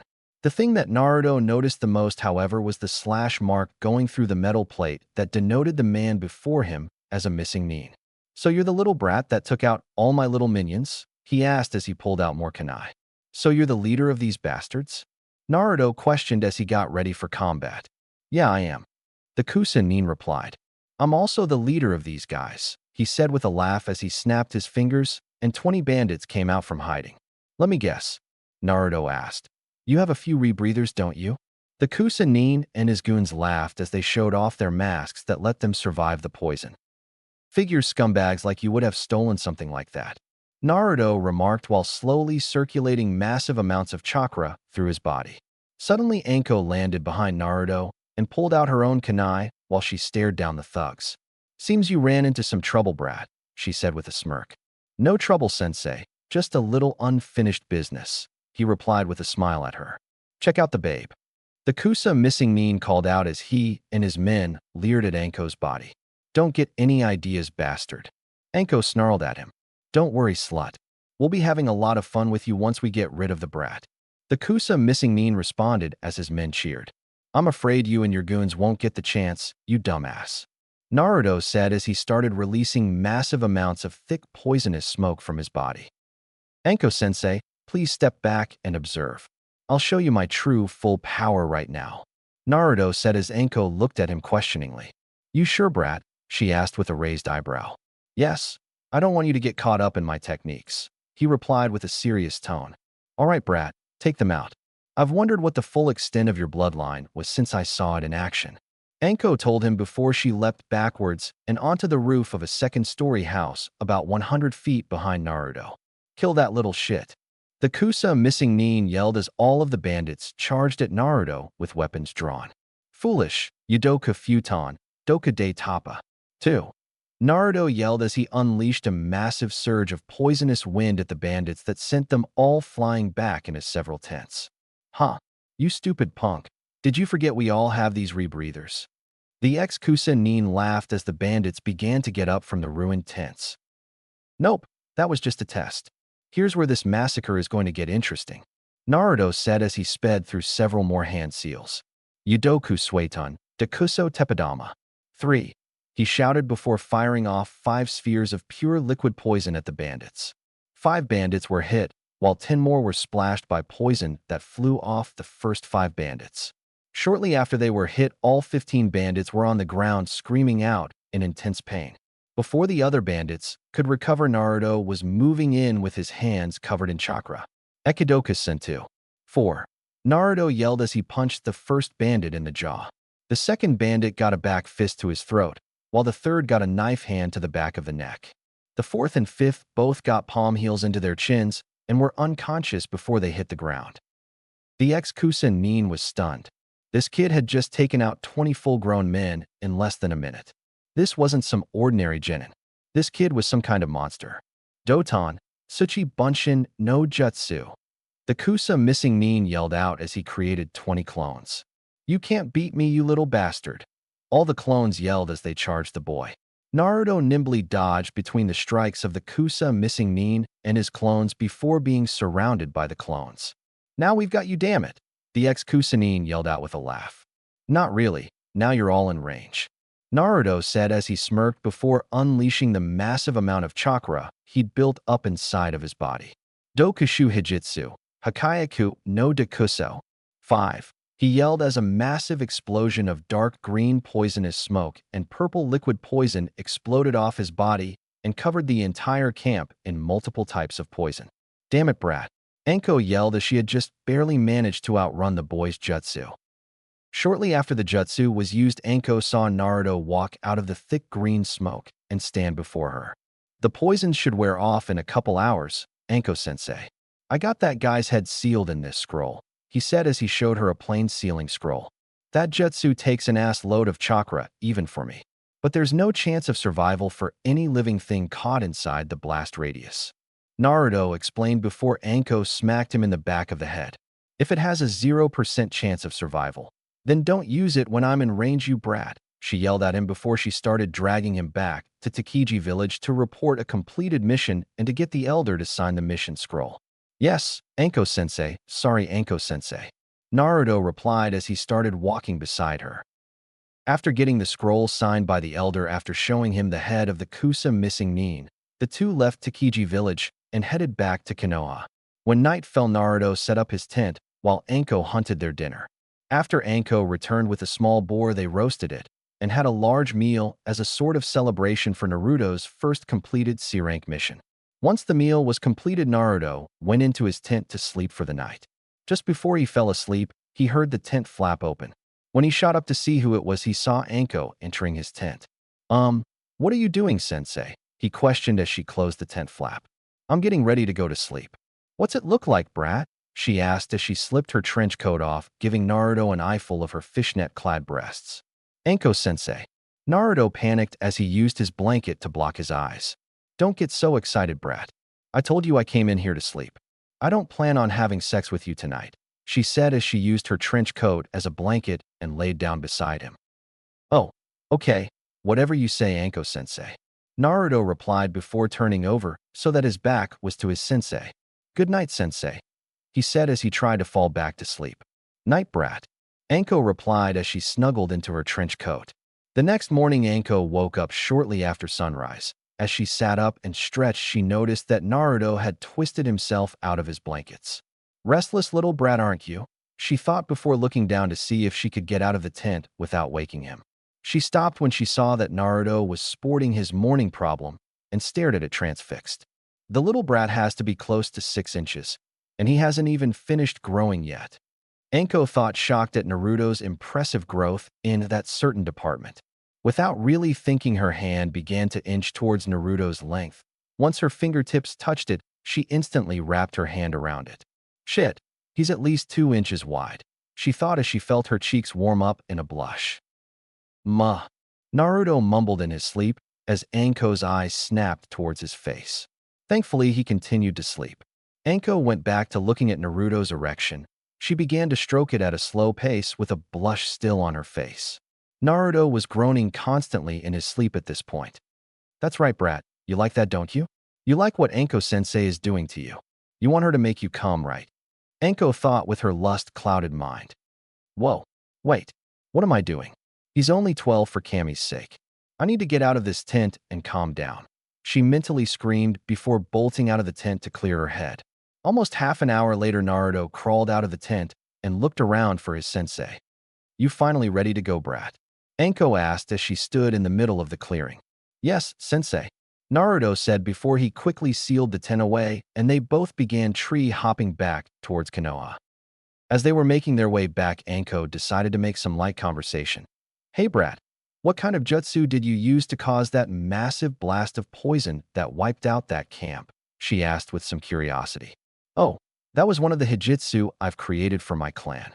It can only be used by someone that has the Dokushu mastered to an instinctual level like I do. It's also a technique that uses my full toxicity," Naruto explained as they continued to jump from tree to tree. "I see. I guess I'll have to start requesting more C-ranks like this one then. Just so I can see some more of these bloodline techniques of yours," she stated as she pushed off the branch she was on. "By the way, brat, what do you mean by full toxicity?" Anko asked as she looked towards Naruto. "It means I use my full spectrum of poisons in one single jutsu. There is no way to make an antidote for someone that has been poisoned multiple times with various poisons. Anyone hit by a full toxicity attack from any of my future clan members won't be able to survive," he explained as they both could finally see the gates of Konoha through the trees. Once they had arrived and made their way to the Hokage's office, the two stood before the old man and gave him their mission report as well as the signed mission scroll. "I see. So a missing nin from Kusa was controlling the bandits. That would explain why Takiji Village's police force couldn't handle them," Sarutobi stated as he exhaled the smoke from his pipe. "But in any case, I'm sure Kusa will enjoy receiving this man's head. I'll be sure to call you in when they send the bounty money to us, Naruto," he said with a proud grandfatherly smile on his old face. "Thanks, Gigi," Naruto said with a smile as he rubbed the back of his head. "Also, since you did encounter and battle a foreign shinobi, I'll have to mark the mission as a B rank to compensate for the increased risk." "Congratulations, Naruto. You're officially the youngest genin to complete a B rank mission in over a decade," the Sandaime said with a grin. "Awesome, Gigi. Now everyone will know how great me and Anko-sensei are as a team," Naruto exclaimed happily while Anko just smirked at him and the old Hokage chuckled at his antics. It was shortly after leaving the mission office that Anko and Naruto went their separate ways. Anko went to catch up with her friends at their favorite hangout, while Naruto headed towards his apartment to tend to his poison garden. On the way to his home, Naruto ran into the one team he would rather have avoided by any means possible. Team 7 was walking down the same path as Naruto when they saw him and approached him. "Hey Dobe, have you been dropped out of the ninja forces yet?" Sasuke asked with a smirk on his face. "Yeah, Baka, have you been kicked out so everyone can see how much better Sasuke-kun is?" Sakura screeched at him. Sai simply stood there with an obviously fake smile adorning his face. Kakashi looked up from his book before hitting Sasuke lightly on the head with it. "You shouldn't say things like that, Sasuke. Naruto's a fellow Leaf Nin, and you may have to work with him at some point." Kakashi scolded before smiling at Naruto. "How have you been since graduating, Naruto?" he asked as Sasuke scowled at both Kakashi and Naruto. "I've been well, Kakashi-san," Naruto answered with a small smile.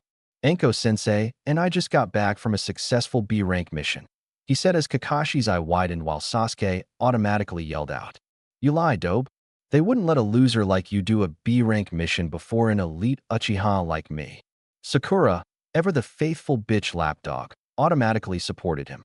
"Yeah, you lying, Baka. You couldn't even complete a B rank. Only Sasuke-kun could do that kind of mission already," she shrieked at him. Naruto was cleaning out his ears from Sakura's yelling before he sighed and looked at Kakashi. "If you'll approve it, Kakashi-san, I'd like to prove to your team that I'm more than capable of completing a mission that I've already completed," he said as he looked at Kakashi with a bored expression.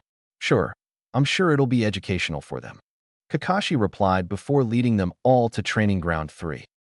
When they arrived, Kakashi started to explain the rules of the sparring match. "All right, this is just a sparring match. So no lethal blows and nothing that'll cripple anyone. Other than that, anything goes. But if I call a match, that means it's over. Now this will be one-on-one sparring." At this point, Naruto interrupted him and asked, "Actually, Kakashi-san, if it's all the same to you, I'd prefer if you'd make it a 3-on-1 match. I have some other things to take care of that doesn't involve beating those weaker than me," he said as he looked at the 3 members of Team 7. "Well, if you're sure, Naruto," Kakashi said while Naruto nodded at him. "All right then, Hajime," Kakashi yelled while he chopped his hand down between Naruto and Team 7. Sasuke instantly sprang forward at Naruto with a punch. At the same time, Sakura stood in the same place and cheered Sasuke on, while Sai jumped back and disappeared into the surrounding forest. Naruto saw Sasuke coming at him and simply sighed before dodging the punch and back fisting Sasuke's right cheek. Sasuke hit the ground hard and laid there stunned. "Sasuke-kun," Sakura screeched as she tried to run past Naruto to get to her crush. Naruto, however, didn't let her as he grabbed the back of the collar of her shirt and drug her back in front of him before punching her in the stomach and knocking the wind out of her. "You shouldn't be so focused on the Uchiha, Haruno. You left yourself wide open," Naruto said as he quickly back-fisted the ink lion that had tried to pounce on him from behind. Naruto turned around and saw 9 more ink lions preparing to attack him. "Come on then," he said with a smile. All 9 lions charged at him, and he quickly dodged Sasuke's sucker punch from behind. "Predictable, Uchiha," he smirked before grabbing Sasuke's arm and tossing him into 3 of the ink lions, causing them to disperse. Naruto quickly ducked another lion before punching it in the stomach, causing it to disperse, and then charging another lion before dispersing it with a roundhouse kick to the left side of its head. 5 down, 4 to go," Naruto mumbled before flinging 5 Senbon at them, while he mule-kicked Sasuke, who had tried to sneak up on him. By the time Sasuke had hit the ground, the 4 remaining ink lions had been dispersed by the Senbon, and Sai had fallen out of the tree behind the lions with the 5th Senbon stuck in the left side of his chest. "You lose, Uchiha," Naruto said as he stepped on Sasuke's back to keep him from getting up. "Winner, Naruto," Kakashi said, slightly shocked as Naruto removed his foot from Sasuke's back. While Naruto was walking away from the sparring area, Sasuke stood up in a rage and flew through hand seals before screaming, "Daiyu Dobe! Katan, Gakakyu no Jutsu!" Sasuke unleashed a large fireball at Naruto's back. "Sasuke, the match is over," Kakashi yelled out while staring at the fireball heading for Naruto's back. Before Sasuke even noticed, Naruto had disappeared from his technique's line of fire and reappeared beside him. Naruto quickly smashed Sasuke in the face and sent him several feet back across the clearing. "Why did you have to be so stupid?" Naruto sighed before throwing 3 sunbon into each one of Sasuke's arms and legs. After that, Naruto simply walked away from the beaten Team 7. After beating Team 7, Naruto quickly made his way to his apartment and went to his poison garden to calm down. Several hours later, Naruto had cared for his garden and even made a few vials of poisons. He then decided to go have some Ichiraku ramen to end his day on a good note. When he arrived, Naruto greeted Itachi and Ayame with a smile and told them to keep the ramen coming. After having several bowls of ramen, Naruto paid his bill and left with a wave to the 2 ramen chefs. When he got back to his apartment, he was in a better mood and more than ready to head to bed. After finishing his shower, Naruto put his pajamas on before slipping into bed with a content smile on his face. Several hours earlier with Anko. After Anko had separated from Naruto for the day, she went to meet up with her friends at their favorite bar. When she entered the bar, she quickly spotted Kurenai, Hana, and Yugao in their usual booth waiting for her. "Hey girls, how's everything been going with you?" Anko asked as she sat down with them. Kurenai was the first to respond. "Training with my team has been going well. I'm planning on requesting a C-rank mission tomorrow," she said while sipping her drink. "Work at the vet has been going well. No serious injuries or diseases have come in, so my works has been rather easy." Hana replied with a sigh as she stirred her drink. "I've been training a lot with my squad. Other than that, I've been doing the normal patrols," Yugao said as she finished off her sake with a content sigh. "So what have you been up to, Anko?" Kurenai asked. "Yeah, how has that cutie Naruto been?"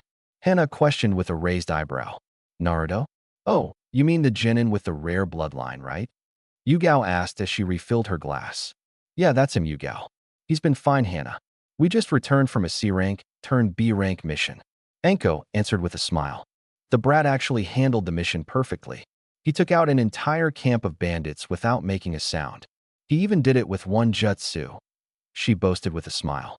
"Seriously?" All 3 kunoichi questioned incredulously. "Yep, and when 20 more came out being led by a missing nin from Kusa, he actually asked me to step back," Anko said with a laugh at her friends' shocked faces. "Why would he ask you to step back?" questioned Hana. "Well, the Kusa pig and his bandit followers made remarks about using me to please them, and that seemed to piss the brat off. Next thing I know, I'm watching him dispatch 15 bandits with a poison swait unjutsu while taking out the last 5 with taijutsu and a bloodline technique." Anko explained with a slight smile and blush adorning her face. "Seems like he respects women quite a bit," remarked Kurenai with an approving nod. "Oh, believe me, he does," Anko responded with a smirk. "How did he deal with the missing nin?" Yugao asked curiously. "Believe it or not, he not only beat the asshole, he also beat 20 Tsuchi Bunshins before finishing them all off with a hijitsu he created. I'm telling you girls, that jutsu covered that entire camp in so many poisons I don't think an entire team of medic nin could identify them all." Anko gushed slightly while smiling fondly at the memory. "Does Snake Mistress Anko have a crush on her genin apprentice?" Hana questioned with a teasing tone. "No," Anko shouted with a blush. "Well, maybe a little. I kind of saw his morning problem when we shared a tent on the way back to the village," she explained as she got a faraway look on her face. "Oh, really? Well, how well endowed is the boy?" Yugao asked with a raised eyebrow. About 6 inches long and 2 inches thick," Anko replied in a small voice. "He was also hard as a rock," she mumbled out. "Honestly, Anko, you sound like you touched it." Kurenai exclaimed, shocked. "I kind of did," Anko replied in the same small voice. "I practically gave him a hand job while he was asleep before I regained control of myself," she mumbled out as she downed her entire bottle of sake. "Geez, Anko, you're lucky he stayed asleep," Kurenai admonished as she too downed the rest of her drink. "Well, you won't have to wait long, Anko-chan," Hana stated. "Once he turns 13 and becomes a chunin, he'll need a woman to carry his child so he can claim clan head status. Maybe if you two work out a relationship, you'll be the one who gets to be the lucky woman," she finished with a smirk. "That's true enough, Anko. I say you should give it a shot. Where else are you going to find a man as sweet as this Naruto sounds?" Yugao asked as she smiled at Anko. "While I would normally be against this, it does sound like you two would get along well.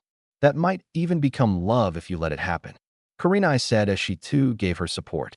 "I just hope you'll be willing to share him," Hana stated with a grin.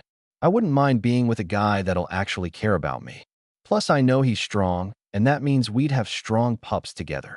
The dog-like girl finished with a blush of her own. I might consider letting you share him with me, Hana-chan, Anko said with a devious smile. But I get him first, including his first kiss, first date, first blowjob, and his first child. She finished with a glazed expression and a little blood running down from her nose. I'd take that deal. Hana giggled out while Kurenai and Yugao looked back and forth between them with wide eyes. Well, it's getting late, and I gotta torture the brat some more tomorrow and see if we can't get another C-rank mission, Anko stated as she left the bar and headed home for a good night's sleep. I think I'll tease Naruto-kun a bit tomorrow, she thought with a grin as she slipped into bed and fell asleep to dreams of her with a child of her own that had very familiar blue eyes. Chapter 4. Missions, Training, Summons, and Poison Animation. Naruto woke up the day after his first C-rank turned B-rank mission and headed towards the bathroom to begin his morning routine. After showering and eating breakfast, he brushed his teeth before heading out to meet his sensei at the training grounds. Wonder what kind of training Anko-sensei has planned for today, he wondered as he walked down the street towards the training grounds. Across the village, Anko was awaiting Naruto for morning training. I think I'll see everything the brat can do with his bloodline today. I don't want to be surprised by one of his techniques again, she thought as she leaned against a tree and munched on a stick of dango she had bought on the way there. After waiting for a few more minutes, Anko spotted Naruto entering the training ground with his hands in his pockets. Good morning, Anko-sensei, he greeted with a smile as he gave her a respectful bow. Morning, brat, she responded with a grin as she roamed his body with her eyes. Yep, still a fine young man. With his respectful attitude, he'll make a great husband and a perfect father, she thought with a slight blush that Naruto barely noticed. Is Anko blushing? Naruto thought before shrugging it off. So what are we doing today, Anko-sensei? He asked her as he stood in front of Anko. Today you're going to show me all of your bloodline techniques, so I don't get caught off guard like I did on our last mission, she replied as she gave him a playful glare. I said I was sorry, Naruto replied as he rubbed the back of his head sheepishly. Regardless, you're going to show me, so I know what to expect from you, she said as she motioned towards the center of the training ground. Yes, Anko-sensei, he replied before he moved to the center of the field and began producing a purple smoke from both his hands. Naruto completed a sequence of hand seals before speaking his jutsu's name. Dokusudu no Jutsu. 1. He said as the poison smoke began to move and twist into various shapes. What does this do, brat? Anko asked as she watched the poison move around Naruto's body. This jutsu is the basis of several of my jutsu that move, like my Yudoku Yuko no Jutsu, without me moving them. By using this technique as the base of another technique, I can give it both a form and a more solid density. That's how my poison demon foxes are able to bite and actually pierce flesh. Any jutsu that uses this technique as a base is part of what I call my poison animation collection, he explained as he shifted the poison smoke into the kanji 4. See, Anko-sensei? As he smiled at her. Impressive, brat, Anko remarked with a smirk. What else can you do? I know that can't be it, she stated with a grin. How about this? Naruto questioned as he went through several hand seals before calling out. Dokuryuden no Jutsu. 2. And exhaling a dragon of pure liquid poison towards a group of bushes and trees. The poison dragon splashed over the plants. Within moments, the plants were all withering and dying under the poison's power. You created a Ryuden Jutsu with your bloodline? Anko asked, slightly awed. It was no secret that the Ryuden Jutsu, such as the Suiton, Suryuden no Jutsu, or the Katon, Karyo Inden no Jutsu, were highly powerful jutsu that could potentially destroy entire enemy encampments when controlled properly. Yeah, it takes a lot of chakra though. But I've heard that's common among the Ryuden Jutsu, Naruto replied as he prepared his next jutsu. Here's another one I created, Anko-sensei, Naruto said as he called out. Sarawigasu no Jutsu. 3. Before exhaling an oddly colored gas towards Anko. You brat, she yelled before her eyes started to burn and she started sneezing, hacking, and coughing. When the gas cleared, Anko stumbled towards Naruto and took a swing at him. You damn cough, brat. I'm going to cough, beat the shit out of, achoo you. Naruto dodged her wild swings before grabbing both of her hands and trapping them between both of their bodies in a hug. What are you doing, cough, brat? Anko questioned while trying to focus on him. Just showing you another technique I came up with, Anko-sensei. Naruto answered before capturing her lips in a kiss. The brat's actually kissing me. Why am I getting so drowsy? Was the last thought she had before falling unconscious. I call that my Kohomu Seppon for Anko-sensei. Naruto said as he set her down against a tree and began removing the poisons from her body with a chakra-covered hand. Oh, what the hell hit me? Anko mentally questioned as she regained consciousness. Oh yeah, that brat gassed me, and when I tried to kick his ass he kissed me. She thought before bringing her hand to her lips and blushing. Are you alright, Anko-sensei? She heard a familiar voice ask. Quickly snapping her eyes open, she had Naruto pinned against the tree with a kunai to his throat.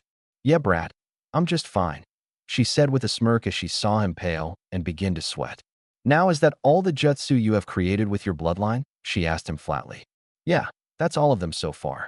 The other few I have are still in the planning stages, he stuttered out as she began to lower her kunai.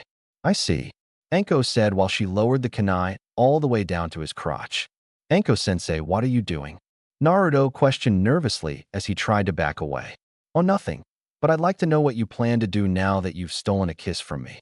I expect some kind of compensation, she said with a smirk as she pressed the kunai closer to his crotch. What do you want? I'll do anything if you'll promise not to use that kunai right now, Naruto said as he looked down at the blade she had pressed to his crotch. I think a date is in order. You'll take me somewhere nice and treat me to dinner. Then you'll pay for the meal and walk me home like a gentleman. Yes, I think that'll just about make up for you stealing that kiss from me, Anko stated with a devious grin on her face. Sure, Anko-sensei. I'd be more than happy to do that for you, Naruto replied as he gave her his best smile. Well, his best smile, while she had a sharp kunai pressed against his crotch anyway. I expected no less than that from you, she replied with a grin as she put her kunai away. Now I want to see how far you've come with your summoning jutsu, Anko told him as she pushed him back towards the center of the clearing. Yes, Anko-sensei, Naruto responded as he thought back to the day he'd gotten approval to summon the Rat Clan. Flashback the day after Naruto met the Rat Summon. Naruto and Anko had just completed another day's worth of D-rank missions and were heading to the training grounds to get in some afternoon training. Once they'd gotten to the training ground they planned on using, they started a light warm-up before getting to the serious training. Suddenly, a puff of ninja smoke appeared in the middle of the clearing. Both Anko and Naruto were instantly on guard in case it was some kind of attack. To both of their surprise, the rat that had taken a nap in Naruto's hair the day before was sitting on top of the largest rat both of them had ever seen. Hey, Poison Man, how are you doing today? The small rat asked with a wave. Oh, it's just you, Anko said dismissively as she put her kunai away. Hey, what do you mean, just me? That's not nice, Snake Lady. The small rat whined as he pouted on top of the large rat's head. Hush now, Soki. We are here to present your poison friend with the contract per boss's orders, the large rat stated. Not that I'm unhappy about receiving a summoning contract or anything, but could you tell me why a rat that's almost as big as a horse is needed to allow me to sign it? Naruto asked as he stared at the giant rat. I'm the keeper of the contract, human, the large rat responded before lifting its head and showing them the scroll that was hanging from its neck like a necklace. The large rat removed the scroll from its neck before laying it on the ground and unrolling it. Naruto looked at the scroll and noticed that there had only been 5 previous contract holders, and all of their names were black, meaning they had died. When was the last time the Rat Clan had a human contract holder? Anko asked curiously as she peered over Naruto's shoulder. About 130 years ago. He died in the massive wars that ravaged the lands at the time, before the hidden villages brought a measure of order to the chaos of the land. The large rat answered as he showed Naruto how to sign the contract. After signing the contract in blood and leaving his right hand print on the scroll, the large rat rolled up the scroll and nodded to Naruto before disappearing in another puff of ninja smoke. So, your name is Naruto, right, Poison Man? Soki, the small rat, asked him as he sat before Naruto and looked him over. Yeah, that's me, Uzumaki Naruto, at your service. Naruto replied with a grin as he held out his hand and let Soki climb up to his shoulder. Well, Naruto, my name is Soki. I'll be your main partner for the Rat Clan. Feel free to call on me whenever you need my abilities. Soki responded as he scratched behind his ear with his back paw. What kind of abilities does the rat clan possess? Anko asked as she watched Naruto and Soki interact. Oh, we can do lots of things. Soki stated before hopping off Naruto's shoulder and landing on top of a training post nearby. For example, rats about my size are good for infiltration and subtle attacks, while larger rats, like the one I came with, are excellent frontline fighters. Other rats are gigantic and can smash through whole enemy encampments and fortresses. And our boss, while he's about the size of a bijou, he can take on entire armies of humans or several battalions of ninja. Soki explained as he looked at both Anko and Naruto. I see. So what should I do with the contract now that I've signed it? Naruto questioned as he looked between Anko and Soki. You need to train in summoning jutsu, brat. Once you're able to summon the boss, you'll need to work on summoning specific members of the clan. Some contracts even allow you to summon multiple members of the clan at one time. Anko explained as she looked to Soki for confirmation. Snake Lady is right, Naruto. Soki confirmed. Our contract can summon entire hordes of rats in one summoning. But you can't fully use the contract without the boss's approval. The only way to get the boss's approval, though, is to summon him and pass whatever test he decides to give you.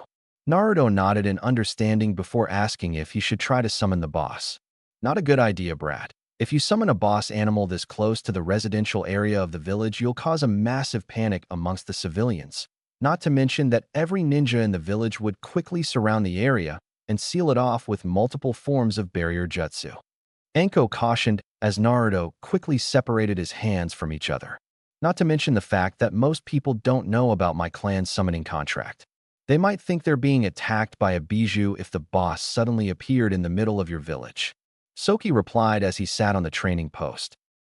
Alright, so no summoning near the residential area of the village. Got it, Naruto said as he stood beside Anko. Well, I'd suggest summoning the boss soon. He doesn't like to be kept waiting. Soki told him while lying down on top of the training post. Alright then. Brat, we're going to see the Hokage about your new summoning contract. I'm sure he'll give you authorization to summon the rat boss once he designates a proper area for it. Anko stated as she started towards the Hokage tower. Hop on, Soki. Naruto said as his new rat summon jumped onto his shoulder before Naruto followed after Anko. After getting to the Hokage tower and making their way up to the Hokage's office, the trio were ushered into the office where Sarutobi was meeting with Koharu and Hamura. Anko and Naruto, what is it can I do for you today? I'm afraid you'll have to make it quick though, as I'm currently in a meeting. Sarutobi said as he gestured to his former teammates. Hokage-sama, my apprentice recently came into possession of a summoning contract for the Rat Clan, and I've come to you seeking authorization to use one of the large training grounds as the area for his first attempt to summon the contract's boss rat. Anko stated with a bow towards the aged leader. Is this true, Naruto? Hamura asked the boy with a speculative look. Yes, it is, Counselor Mitokado. I now hold the contract for the Rat Clan, but I need to summon the boss before I can fully utilize the contract. Naruto replied while scratching Soki behind the ears. Is that a member of your new contract, Naruto? Koharu questioned as she looked at the rat. Yes, he is Counselor Udatane. His name is Soki. He answered as he set Soki on the Hokage's desk for the three elder ninja to examine. Hey, how are you old people doing? Soki questioned the Hokage and his two advisors. Naruto and Anko both face-palmed at the rat's disrespectful greeting. Not much for respect, are you? The Sandaime asked as he looked at the rat. Not really. Soki replied before scratching his neck with his back paw. Well, I'm sure we can get an area set up for you to try your hand at summoning Naruto. Just give me an hour or two, and we'll let you know where you can begin your attempts. Sarutobi told him as Anko and Naruto both bowed respectfully to their leader before leaving the office to grab lunch together. 2 hours later, Naruto and Anko were standing on a cliff overlooking a large forested valley that was several square miles in size. I believe this training ground will suit your summoning needs, Naruto. Sarutobi stated as he, Koharu, and Hamura walked up to the sensei and apprentice duo. Yeah, the boss should be more than capable of moving around here. That's already a plus for you, Poison Man. Soki remarked from atop Naruto's head. Alright, brat, go down there and summon the boss so we can start missions again. Anko said with a smirk as she shoved Naruto over the cliff and down towards the training ground. Yes, Anko-sensei. Naruto replied as he landed on the ground safely and started tree hopping towards the large clearing in the center of the area. So, what do you believe are the boy's chances of summoning the boss today? Koharu questioned as she looked to her old teammates and Anko. I'd give the boy a 50-50 chance of actually summoning the boss today. Hamura answered as they watched the boy arrive in the center of the valley training ground. I can guarantee the brat will summon the boss on his first attempt. Anko declared with a grin. Care to explain your confidence in Naruto's abilities? Sarutobi asked her while watching the boy go through the hand seals for the summoning jutsu. Just what I've seen him do. Not to mention what I've read from his files about his chakra capacity. Anko replied before they all heard the shout of Kuchios no Jutsu and directed their attention to the area where Naruto had just vanished inside a massive cloud of summoning smoke. When the smoke cleared, a rat almost 200 feet tall stood in the center of the training field with a curious look on its face as it took in its new surroundings. The boss rat was covered in dark gray, almost black, fur and had what appeared to be armor covering his back, underbelly, and his forelegs. From under the dull metal armor, dirty cloth bandages could be seen. The rat also had similar bandages wrapped around its head and covering the space between its eyes. Who the hell summoned me? The giant rat boomed out as it observed its surroundings warily. I'll be damned. Hamura breathed out in shock. I told you so, counselor. Anko said with a grin. Sarutobi looked on fondly as he watched his surrogate grandson try to get the boss rat's attention. The boy is truly impressive, Koharu stated as she too watched on as Naruto finally seemed to get the rat's attention. I summoned you, boss, Naruto said as the rat tried to look up at the small human on top of its head. Come down onto my snout, little one, the rat boss ordered with a twitch of its nose. Sure thing, boss, Naruto replied before leaping down onto the rat's snout. So you summoned me, human? The boss asked as he stared down at Naruto. Yes, I did. I'm hoping to gain your approval to summon your clan. Naruto answered with a bow of respect to the great beast before him. Your manners are excellent, boy. Let's check your scent to see what you're truly like, the giant rat said as he inhaled Naruto's scent and closed his eyes briefly. You smell of various poisons, sweat, the forest, and if I'm not mistaken, multiple flavors of ramen, the rat boss said as he opened his eyes again. Wow, Naruto stated with shock. You can tell all that with just a sniff? The rat boss gave a slight nod, so as not to displace Naruto, before replying. Yes, and your scent and the smells that come from you tell me much more about you. For example, the fact that you smell so heavily of sweat and the forest tells me you spend most of your time training, while the smell of poisons tells me what kind of weapons and techniques you specialize in. The ramen, however, I can only guess that it's your favorite food, the rat boss said while Naruto just nodded in amazement at the rat's sharp nose. So, boss, what test are you going to give me so I can gain your approval? Naruto asked as he stared into the rat boss's eyes eagerly. Well, you've already passed 3 of my normal requirements. The first being that you summon me in an area I'd be comfortable in. This valley provides me ample space to move around and is full of wonderful scenery. The second requirement was your manners upon summoning me. Showing respect to me by bowing when we met proved that you're respectful when you need to be. The third requirement was your scent. The smells that prove you train day after day for hours on end allows me to know that my contract holder is strong enough to show the true strength of my clan. In truth, you've only one more requirement to meet before I give you my approval, the boss rat explained to the now grinning Naruto. What is it? I'll do my best to pass, boss, he stated as he practically shook in anticipation. Bring me a bottle of sake that's big enough to say to being of my size, the rat boss said as Naruto and all the other humans watching face faulted. Are you serious, boss? Naruto questioned as he rubbed the back of his head. Of course, my final requirement is that you know how to properly reward a member of my clan for a job well done, the boss rat replied as he stared at the genin. Well, I guess that makes sense, Naruto said before looking back towards the boss. I'll be back in about an hour, boss. Can you wait that long? The rat boss simply lowered himself down until he was lying on the ground before replying. Sure thing. I'll enjoy the scenery and maybe get in a bit of a nap. By the way, child, my name is Soikuja. I'm Soki-kuin's father. Naruto quickly reached into his hair and pulled Soki out. You're this guy's father? He asked, surprised. Hey, old man, Soki said with a wave to his father. I expect you to assist young Naruto in his last test, Soki. Soe Kuja told his son with a pointed look. No problem, Dad. Soki replied with a grin. With that, both Naruto and Soki ran back to Enko, Sarutobi, Hamura, and Koharu. After telling them his plan to get the acceptable amount of sake and getting a loan from the Hokage, Naruto quickly ran to the sake brewery near the edge of the village. After telling them he wanted to buy 100 gallons of sake and showing them the money the Hokage loaned him, the brewmaster was more than happy to lead him to a tank containing 100 gallons of sake that was about to be bottled and distributed to various parts of the village. Naruto quickly paid the brewmaster before using a sealing scroll and sealing all 100 gallons inside. After thanking the brewmaster for the sake, Naruto and Soki headed back to the training ground to find that Sarutobi had come through on his end of the bargain and used one of the Doton jutsu he'd mastered over his many years as a shinobi to create a giant sake bottle out of clay. After unsealing the sake and letting it fill the newly created bottle, Soki jumped onto his father's nose and woke him up. I see you've gotten the sake. You've even had a bottle made for me. I must admit I'm impressed. Soe Kuja said as he picked up the massive bottle and took several sips. Not bad at all. All right, Naruto. You've met all my expectations, so I grant you full use of the Rat Clan's summoning contract. With that statement, both Soe Kuja and the giant sake bottle disappeared in a giant poof of ninja smoke. End flashback. After that day, Naruto had practiced his summoning jutsu several days out of every week.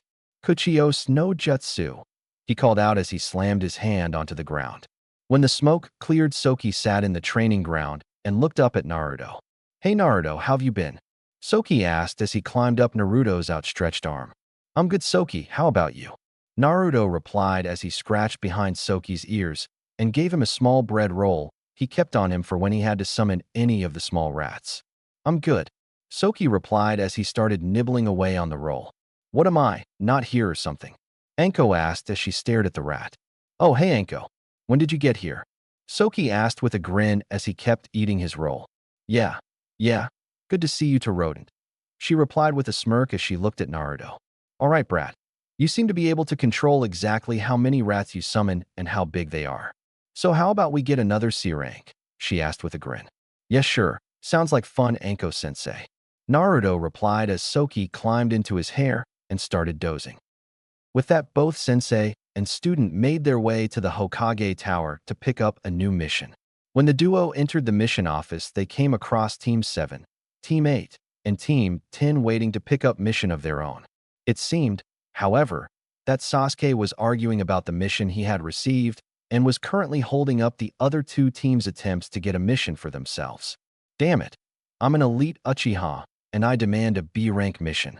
If the Dobe can do one, then it should be easy for a ninja of my caliber. Sasuke yelled at the Chunin that was distributing the missions.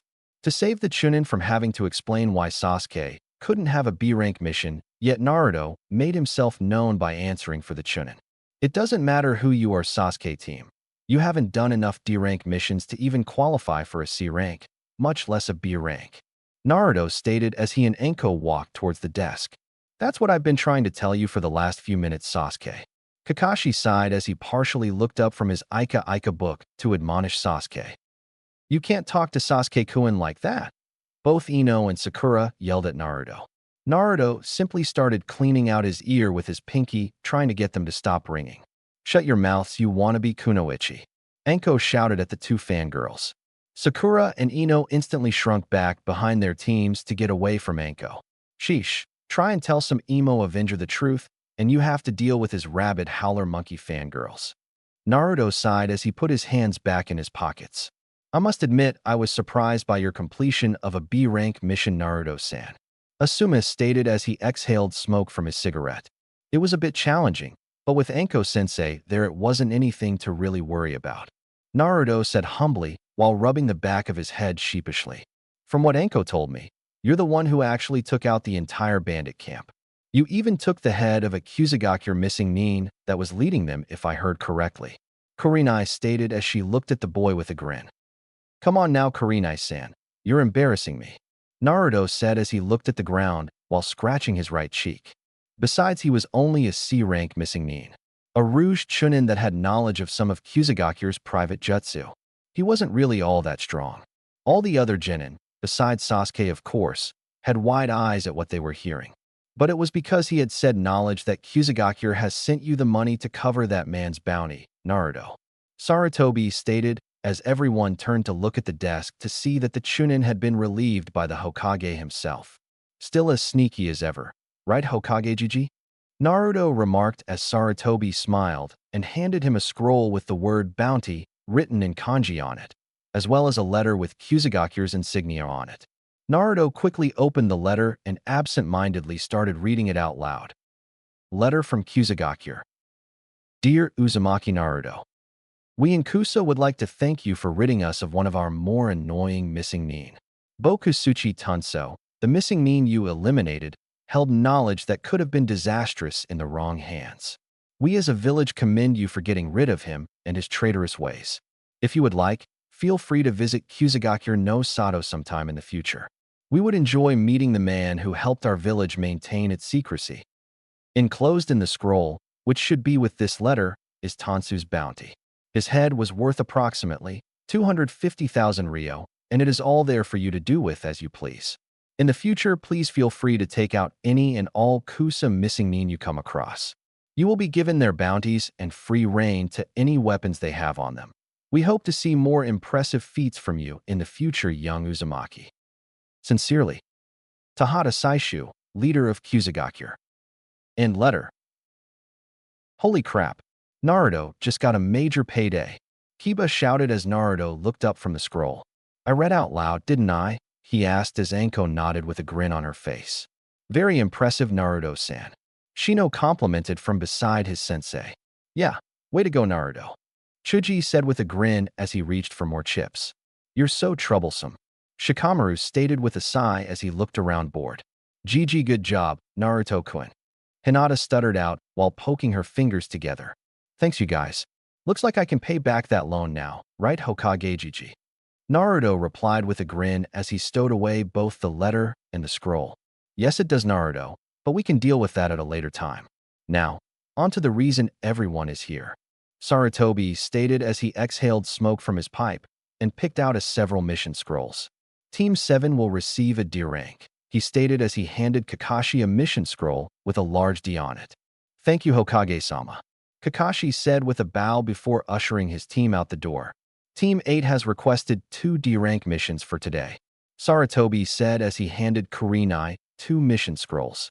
Thank you, Hokage-sama. Kurenai said with a bow as she and her team left the mission office. Finally, Team 10 has a D rank mission as well, he said as he gave Asuma a mission scroll. Thanks, Pops. Asuma said with a slight bow as he led his team away. Now Naruto and Anko, I assume you two would like a C rank, correct? Sarutobi asked while thumbing through the mission scrolls. Yes, sir, Hokage-sama. Anko stated with a smile as she gave a slight bow. I'm glad those two seem to be getting along so well. Sarutobi thought with a smile while looking through the missions he had available. Very well. I believe this mission will suit the two of you quite well. You'll be going to Himori village west of Konoha. It seems their police force is having some trouble getting rid of a local gang of thugs that have been plaguing the villagers. The police want the gang brought in alive so that they can be arrested and properly sentenced to imprisonment. Sarutobi explained while handing the scroll to Anko. Mission accepted, Hokage-sama. My apprentice and I will be back within a week. With that said, both Naruto and Anko bowed to the Sandaime and left the office. Time skip one day later. After tree hopping for several hours and making camp for the night, which involved Anko teasing Naruto with a brief glimpse at her breasts inside the tent they shared, the two had made it to Himori the next morning. After meeting with both the village elder and the police chief and getting what info they could on the gang, which mainly involved the fact that the gang members seemingly disappeared when they were about to be caught, Anko and Naruto set out to complete their mission. It seems to me that these thugs have some way of escaping from the police that doesn't involve just running and hoping to get away. It wouldn't be wise to try and chase them all over town if we could just find their hiding place and flood the little punks with police officers. Anko mused as she and Naruto sat on top of the roof of the police station. Actually, I think I know a way we could do that.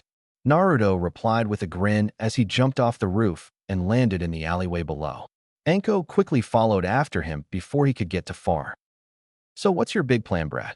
Anko asked as she and Naruto stood in an alley shielded from the view of the passing villagers. "Well, I was thinking, wouldn't it be possible for these thugs to use the city's sewers as an escape route? I mean, every manhole leads to another one somewhere else. So if we could track one of them through the sewers, when they try and outrun the police sometime tonight, we could find their hideout and shut them inside with one of your Doton Jutsu." Naruto explained as he went through several hand seals. "I see what you mean. Civilians rarely think about looking down when they're chasing someone. If these punks had the manholes set up beforehand, they could slip down them and cover them back up before the police noticed." Anko nodded in approval as she watched her apprentice finish his hand seals. "Too bad for these thugs, I have the ultimate sewer dwellers on our side. Kuchios no jutsu," Naruto said with a smirk as almost 100 average-sized rats appeared out of the cloud of ninja smoke. "What do you need, Naruto?" Soki asked from in front of the horde of rats. "I need you guys to patrol the sewer systems around here and follow anyone that's using them.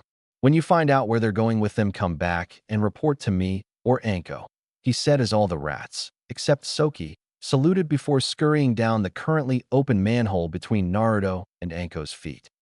"Now we just have to sit back and wait, right, Brat?" Anko asked with a grin while Naruto nodded. "Yep, Soki and the others will know the entire layout of this sewer system in roughly an hour or so, and the thugs don't usually cause trouble until about an hour after sundown, which, by my estimation, isn't for another 3 hours. So I say we just hang out in the restaurant outside this alley until one of my furry friends reports in," he stated before walking out of the alley with Anko by his side. "Sounds like a plan, Brat.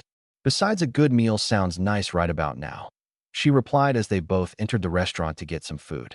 Almost 3.5 hours later, Soki climbed into Naruto's lap under the table he and Anko were sharing and whispered to him.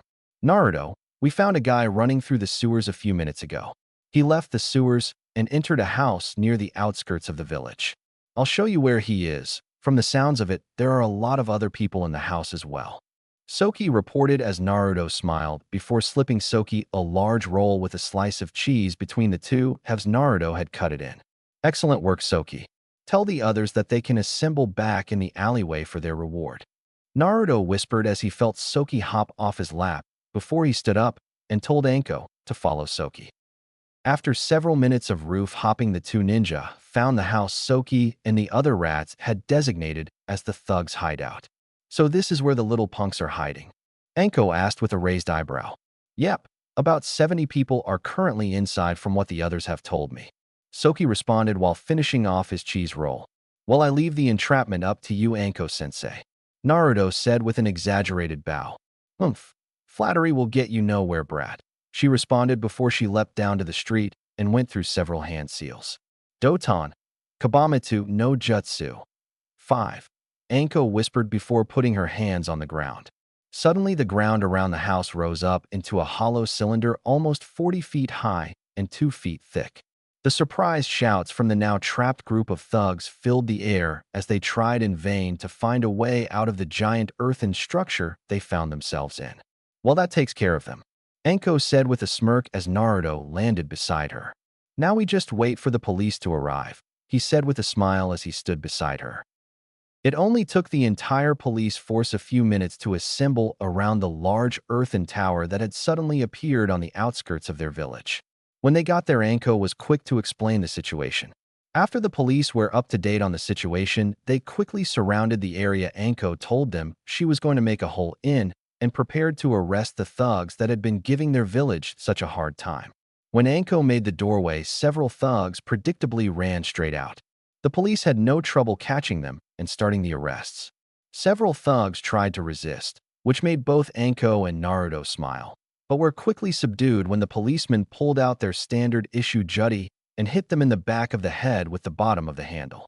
Shortly after, both Anko and Naruto were getting their mission scroll signed and started their way back to Konoha. They had spent a total of 3 days in Himori Village and were both glad that they were ahead of schedule.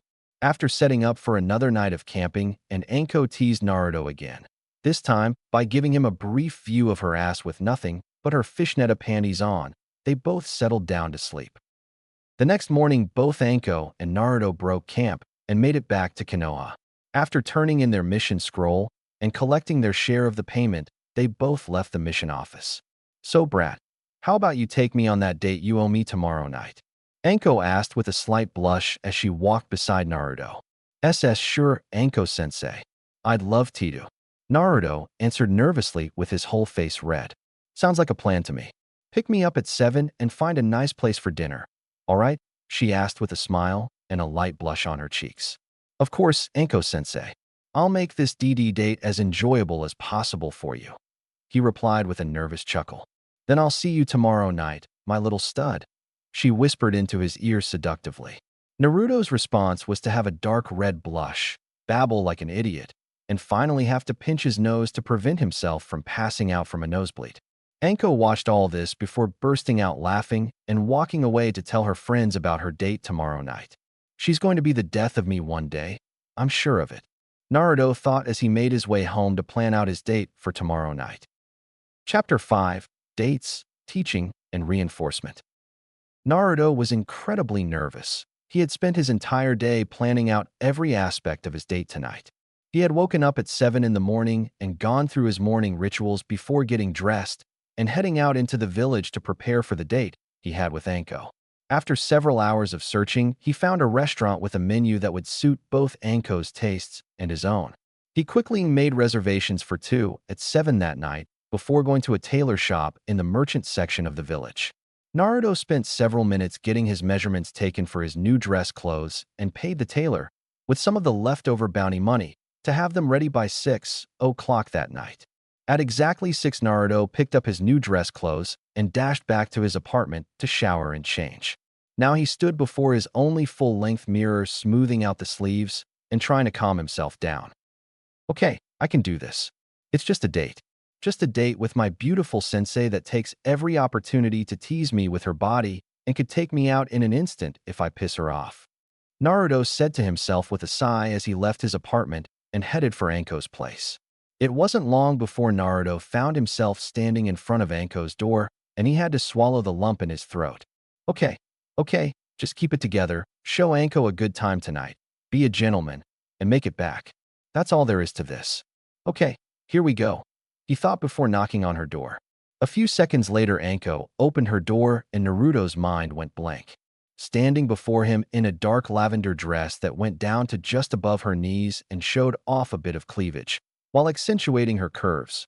While her hair was let down and wearing black heels stood his sensei, with a smile on her face as she gauged his reaction. Brat doesn't look too bad himself, Anko commented mentally as her eyes roamed over Naruto's attire. Naruto stood before her wearing a white undershirt with a dark green haori over it. His pants were also a dark green and stopped a few inches above his ankles. He had a dark purple obi tied around his waist, and there were several orange diamond shapes on the bottom of the haori near the hem. Do you like what you see, Brat? Anko asked with a teasing grin as Naruto finally shook himself out of his stupor. He quickly smiled back at her while rubbing the back of his head before replying. Yes, Anko-sensei. I think you look very beautiful. Naruto complimented while Anko's cheeks reddened in a blush. Shall we go now, sensei? I made reservations for 7, and we have enough time to enjoy a leisurely stroll to the restaurant before we get there, he said with a grin as he offered his arm to her. That sounds nice, Brat. Anko replied after she'd gotten her blush under control. With that, she looped her arm with his, and they set off for the restaurant. Once they had arrived in front of the restaurant, Anko broke out into a grin. The Yuan Shikuji, huh? You sure know how to spoil a girl, don't you, Brat? She said with a grin as Naruto opened the door to the 4-star restaurant for her. Quite the gentleman as well. I'm seriously going to make you my husband if you keep this up, Brat, Anko thought with a grin. Only the best for you, Anko-sensei, Naruto replied with a gentle smile. As Anko walked into the restaurant, he quickly followed after her as they made their way to the host's podium. Good evening, sir and madam. Welcome to Yuan Shikuji. Do you have a reservation? The host asked with a professional air as he opened his reservations book. Yes, sir, we do. A table for 2 under Uzumaki, Naruto answered as the host looked down at his book for confirmation. Yes, it's right here. Table for 2 at 7. Please follow me, and I'll show you to your table, the host stated as he led them through the beautifully decorated restaurant and towards their table. After going up a flight of stairs to the upper level, and being led across the elegant floor, they finally arrived at their table. "Here you are, sir," the host said as he stopped at a table by the windows. "Please enjoy your evening with us and have a wonderful meal," the host stated before walking back the way they'd come. "Very nice, so far," Anko said with a smile as Naruto pulled her chair out for her.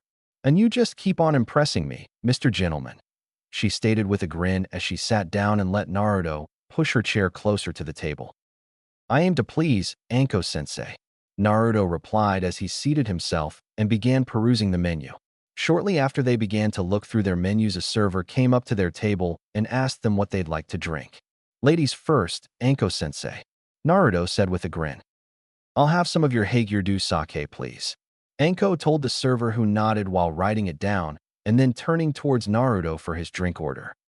"I'll have some Gyokuro tea, sir," Naruto said while the server nodded as he wrote down Naruto's order. After the server left to get their drinks, both Anko and Naruto continued looking through their menus for a dish that appealed to them. The server returned with their drinks a minute later and asked them what they'd like to have for the evening. "I'll have your beef kushiyaki with a side of fried rice, if you would," Anko stated as the server nodded and complimented her on her choice. He then turned to Naruto and asked for his order. "I'd like your motoyaki shrimp meal, sir," Naruto said as the server once again nodded and complimented his choice.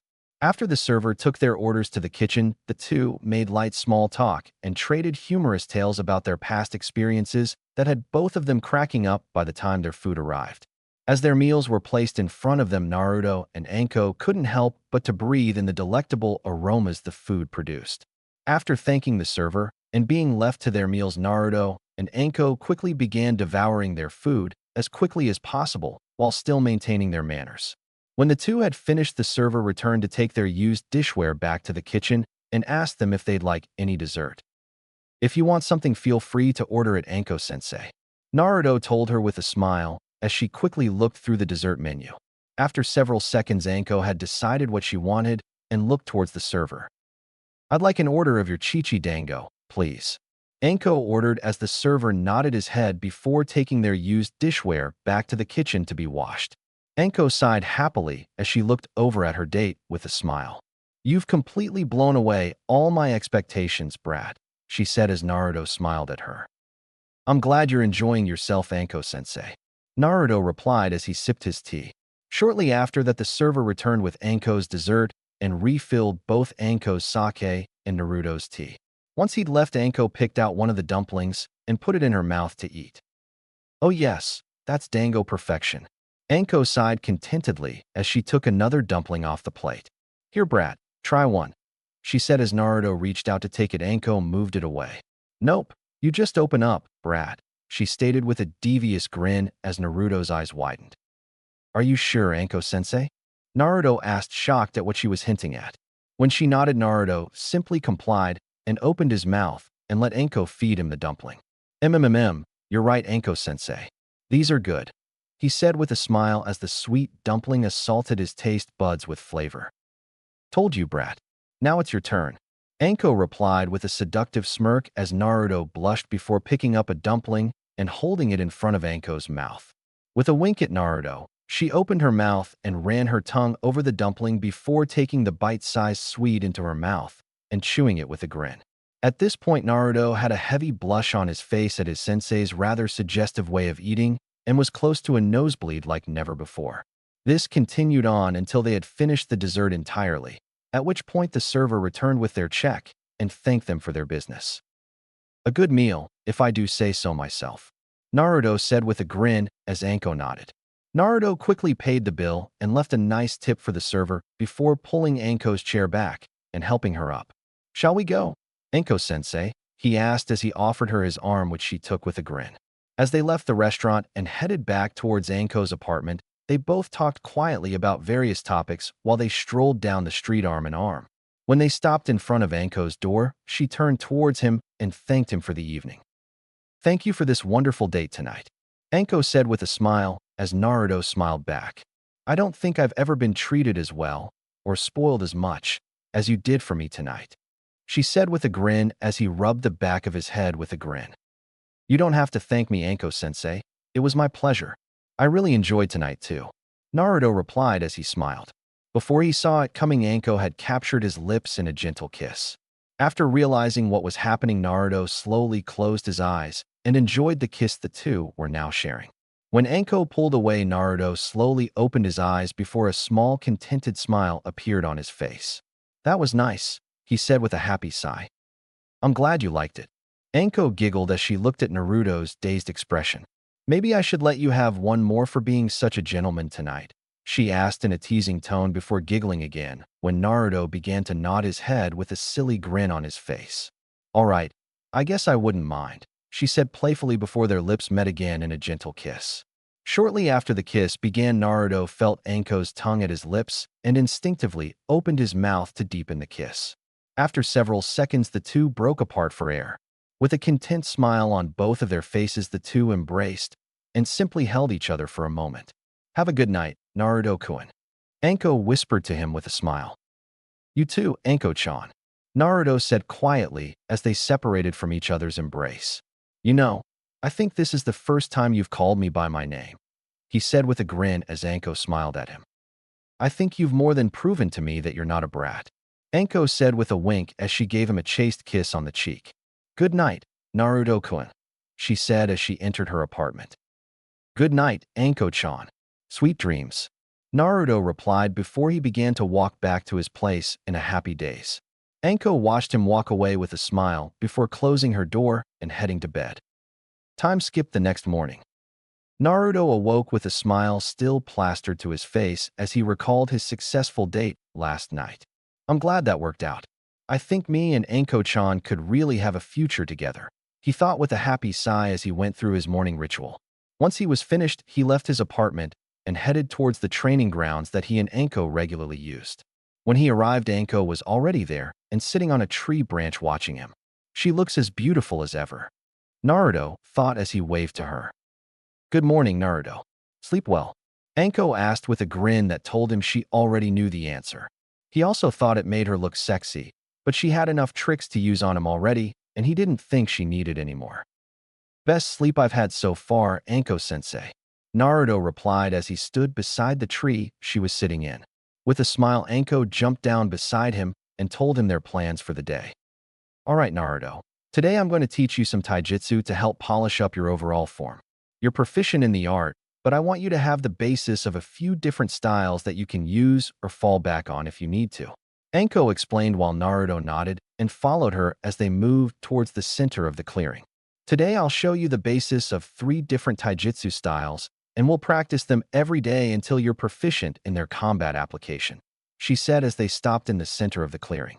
"The 3 styles you'll be learning from me are called Hebidaijiki Ryu 1, Tetsugoi Ryu 2, and Reikimudi Ryu 3. Once you become proficient in these 3 styles and are able to transition between them in the heat of battle, you'll be almost unbeatable in terms of taijutsu. However, learning these styles to that degree can take several months, and to actually master them takes many years longer than that. So for now, we'll just get you up to proficiency," Anko explained as she took the first stance and Naruto began mimicking her stances and movement. Time skipped 3 months later. Naruto woke up at his usual time of 7 in the morning. After the last 3 months of Anko drilling 3 taijutsu styles into his head and kicking the crap out of him during their taijutsu spars, Naruto had reached proficiency in all 3 styles. Between the constant training and missions for the village, Naruto and Anko had gone on several dates over the last 3 months, and the two were closer to each other now than ever before. To say Naruto was happy was an understatement. He had a sensei that was devoted to making him stronger, and a loving girlfriend that had promised him a wild first time once he turned 13. Just thinking of that certain promise of Anko's had Naruto blushing up a storm. After locking his door and heading to the training grounds to meet Anko, Naruto began to wonder what kind of mission they'd get today. Anko was currently waiting for her boyfriend/apprentice to meet her at their usual training grounds so they could head to the missions office to get another C-rank mission. She was actually contemplating requesting a B-rank mission just to see how far Naruto had come since his last B-rank, not to mention the fact that she loved to watch him fight strong opponents. It gave her a sense of pride to see her apprentice/boyfriend use the skills she'd taught him to complete their missions. She'd also started counting down the weeks until his 13th birthday, when he became a legal adult in the eyes of the village's laws. She'd already promised him a wild night, and she couldn't help but to be slightly impatient for it. After all, if things went according to the plans she'd made, Naruto would be able to claim clan head status soon after he passed the Chunin selection exams, and she'd get to marry the man she loved and have a child with him all in a relatively short amount of time after his birthday. Those thoughts alone made Anko want to drag Naruto to her house, throw him onto her bed, and have her way with him until she was sure they were parents. "Good morning, Anko-sensei," Naruto called, breaking Anko from her love-filled lusty thoughts. She quickly looked up at him with a bright smile and waved at him from across the clearing. "Morning, Naruto. Are you ready for another mission?" Anko asked as they met in the middle of the clearing. "Yes, Anko-sensei, I believe I am," Naruto said while he smiled at her. "I'm also ready for another date with you," he remarked as she blushed before playfully pushing his shoulder. "We had a date 3 nights ago. Are you already missing my loving company?" Anko asked with a smirk as she gave him a little pose and a sexy look with her eyes half-lidded. "I miss your company as soon as we separate each day," Naruto replied with a grin as he rubbed his neck. "You're what makes me keep going after all," he said playfully when she blushed. Deciding to get him back for making her blush, Anko came up with a devious plan. "Then I suppose this will keep you going all day, right?" she said as she quickly pulled her trench coat completely open, showing him her fishnet-clad breasts for a full 3 seconds before covering them again. Aye. What were we talking about?" Naruto asked as he stuttered and blushed profusely while trying to stop a nosebleed from happening. All the while Anko was giggling at her boyfriend's antics. "All right, Naruto-kun, let's get going before we both get completely sidetracked," Anko said as she started walking towards the mission office. Naruto was still trying to prevent his nosebleed, so he simply followed along behind her until he got himself back under control. Once they'd arrived at the mission office, they entered to find the Sandaime reading an average-looking scroll with a troubled look on his face. "Hokage-sama, Mitarashi Anko, and Uzumaki Naruto reporting for mission assignment," Anko said while she and Naruto both bowed to their leader. "Ah, Anko and Naruto, you two will be perfect for this situation," the Sandaime stated as he looked the two over. Naruto and Anko both looked at each other before returning their gazes back to the Hokage. "What situation do you require us to undertake, sir?" Anko asked as she and Naruto looked towards the Hokage for further details. "It seems that Team 7's first C-rank mission has been falsified somewhat. The actual mission rank is at least B rank with a possibility of ascending into the A rank. As such, to prevent the deaths of several genin, I'm assigning you to the task of being the reinforcements that Kakashi requested. Since the both of you have successfully completed a B rank before, I have complete faith that you'll be able to make sure this mission is completed," the Hokage explained as he lit his pipe and exhaled a cloud of smoke from his lips. "When you two meet with Team 7, I want Anko to take the position of second in command and Naruto to take control of third in command above the genin.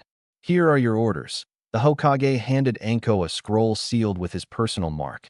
"Show Kakashi that scroll, and he'll fill you in on the current situation. You'll be headed for Nami no Kuni So Pack for an extended mission." Dismissed. With that, both Anko and Naruto bowed to the Hokage and left the mission office to go prepare for their new mission. The two met back at the village gates 20 minutes later and quickly began tree-hopping towards Nami no Kuni. "You know, I somehow knew that Uchiha Boy wouldn't amount to what the villagers thought he would," Anko stated as she and Naruto leapt from branch to branch. "I could have told you that," Naruto replied as he leapt from another branch. "If you listen to what some of the villagers said about him, you'd think he was the best thing to happen to Shinobi since the Shodaime Hokage," he stated while Anko chuckled at the audacity of the statement. "Oh well, that's why they're civilians and we're ninja. We know the truth about this kind of thing. Just because you're from a famous clan doesn't mean you'll amount to shit without some hard work," Anko said with a shrug as Naruto nodded in agreement. It was about 3 hours later when the duo reached the shores of Hai no Kuni. "All right, Naruto, do you think you can water walk the whole way?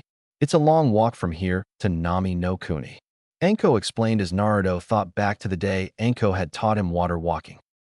Flashback 2 days after Anko's and Naruto's first date.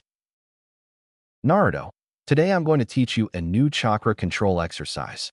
It's called water walking, and it allows you to do exactly what it says, walk on water. Once you learn this, you'll have a much better control over your chakra, and you'll probably be able to use some of your more powerful jutsu without tiring yourself out as much. Anko said as Naruto stood before her listening to her explanation. Now, watch while I demonstrate, she said as she stepped onto the surface of the pond that was near their normal training grounds. Naruto watched as Anko walked on top of the water before stopping and staring at him. Well, hurry up and try it out. All you have to do is find the right amount of chakra that'll keep you above the water. Too much, and the water will fly away from your feet, and you'll fall in.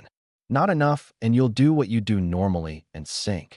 She explained as Naruto nodded before putting his right foot on the water's surface and focusing his chakra into his foot to get a feel for how much he'd need.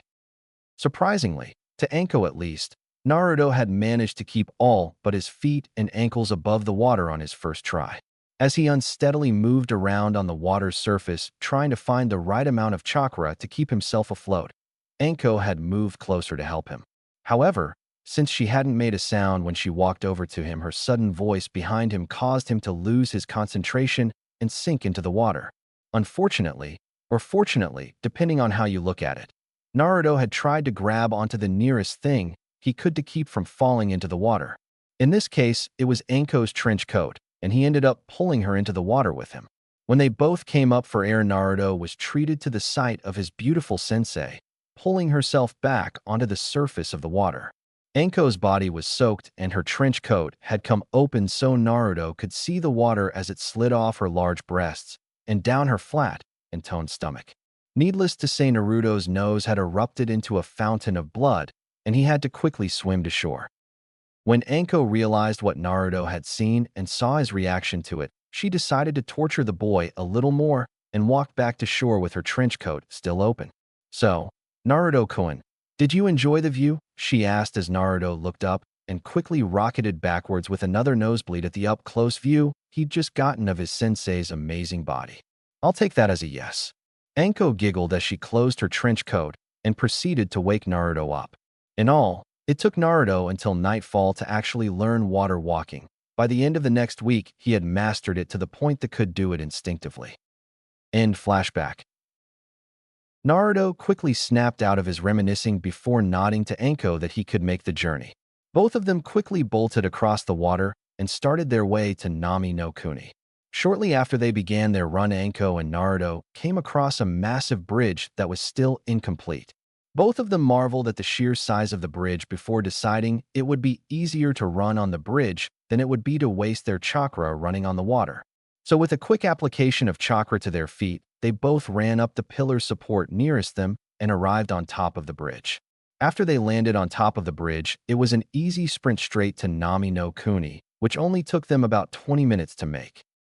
After arriving on the island of Nami no Kuni, Anko and Naruto both tried to feel out the chakra of anyone nearby. However, since neither of them were sensor-type shinobi, they weren't able to get a definite reading. They were, however, able to feel the closest chakra signatures to themselves and quickly dashed towards the area via the rooftops. When the duo spotted the house that held the chakra signatures, they both dropped down onto the pier in front of the house before quickly moving to either side of the door. Anko knocked on the door softly, and they both waited for the door to be opened. When they heard footsteps behind the door and saw it open, they both moved in front of the now open door and locked eyes with the woman who had answered their knock. She appeared to be in her mid to late 20s and had long blue hair and wore a pink shirt with a blue skirt and a white apron around her waist. "Who are you two?" the woman asked with wide eyes as she saw their obvious ninja attire. "Pardon our intrusion," Anko said with a nod towards the woman. "But we're the reinforcements sent by Konoha on request of Hitaki Kakashi." After her introduction for the two of them, the woman's eyes returned to normal and sigh came out from behind the doorframe. "Well, at least one of you brats is actually protecting the client by coming to answer the door with her," Anko stated with a sigh as the woman invited them in. After introductions were over, the woman, Tsunami, took them to the room Kakashi was using to recover. "Hey, Kakashi, heard you got into a bit of trouble. The old man sent us to help you out," Anko said with a smirk as she walked into the room, followed by Naruto. Oh, hello, Anko. How nice to see you. Kakashi replied with his patented eye smile. Kakashi was currently sitting up in a futon and had Sakura and Sasuke on either side of him. What are you doing here? Dope, Sasuke questioned as he glared at Naruto. When Sakura saw Sasuke's reaction, she instantly glared at Naruto as well. Naruto, seeing their looks, simply sighed before answering them both. Anko-sensei and I were sent here on orders from the Sandaime Hokage to provide reinforcement for Team 7 on their C-rank, turned B-rank mission. With the possibility of this mission ascending to A-rank status, the Hokage chose our team to handle it, as we are currently the team with the highest number of high-level missions successfully completed from my graduating class. Naruto explained as Anko smirked while Kakashi smiled at the explanation. Sasuke and Sakura just continued to glare at the blonde. Anyway, Kakashi, the old man told me to give you this scroll to explain our new orders. Anko stated as she tossed the scroll to Kakashi, who caught it and quickly opened it. After reading the scroll, Kakashi nodded to Anko and told Sakura to go and bring Sai into the room. When she returned with Sai in tow, Kakashi started his explanation of the events that lead up to his team's current situation. Now, as per Hokage-sama's orders, Anko will be in charge while I recover, and when I'm back up to strength, I'll return to command of the mission overall. However, Anko is always second in command and Naruto is third. There will be no complaints about this, or I'll be forced to write up the offender for insubordination. Kakashi finished as he saw both Sasuke and Sakura about to comment on Naruto's placement. With that, Kakashi laid back down and resumed actually resting. There's one thing that's been bothering me since you explained the whole situation to Anko and I, Kakashi-san. Naruto said with a look of contemplation on his face. You said this hunter Nin took Zabuza out with 2 Senbon to the neck, correct? At Kakashi's nod, Naruto continued. Being a user of Senbon myself, I know for a fact that the only way to kill someone with a Senbon to the neck is to pierce one of the veins or arteries. If well aimed, you could also kill them by severing a key point along the spine that connects to the brain.